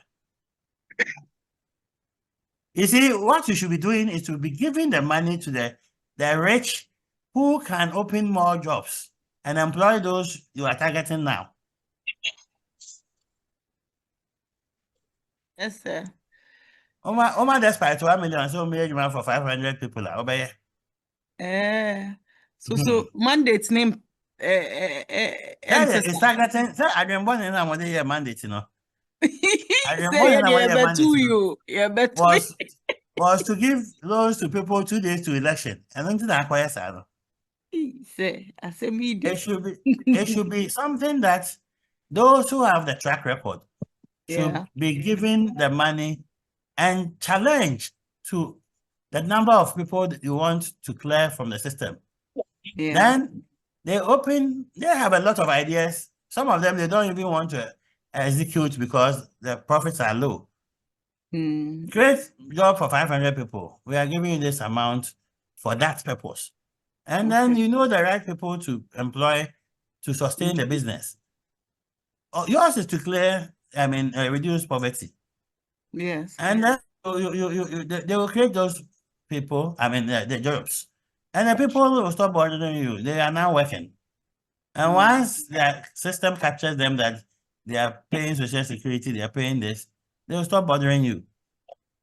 But what you go back here now? Here, no, they can't send all this kind of money. Sir, we don't just give it to them. We also train them. We expect that out of it, they would also employ people and touch Who lives. says that every poor person wants to be an entrepreneur? Thank you. Tell them, ask them. Bring the money to us so we create the businesses for them to Charlie. Very low interest rate too. 1%. And they are owing MTN quick loan. They'll go and pay all their loans and go and take loans that again. the people, they are not carved for entrepreneurship. They don't have the discipline of entrepreneurship. Yes, it's true. They are also see entrepreneurship as a long-term something. You have to wait. Profit about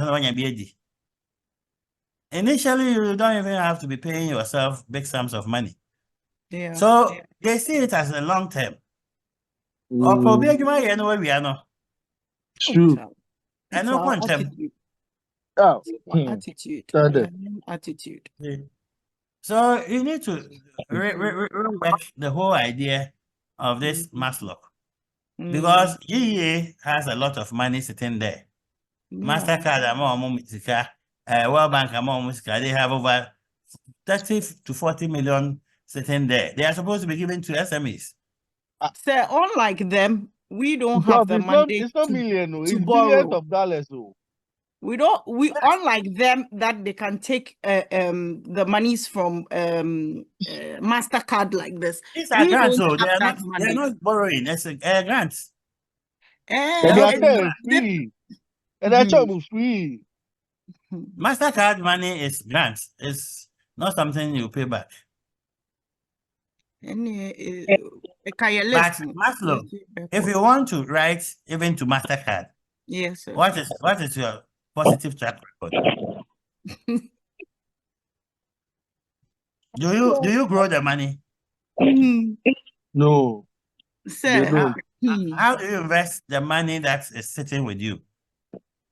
They use it to score political points. Successfully scoring political funding. So there are a lot of questions. There are a lot of questions the fund manager will be asking. It is not as simple as There are a lot of questions they'll ask because you need to show that the money, you can turn it around and grow the money.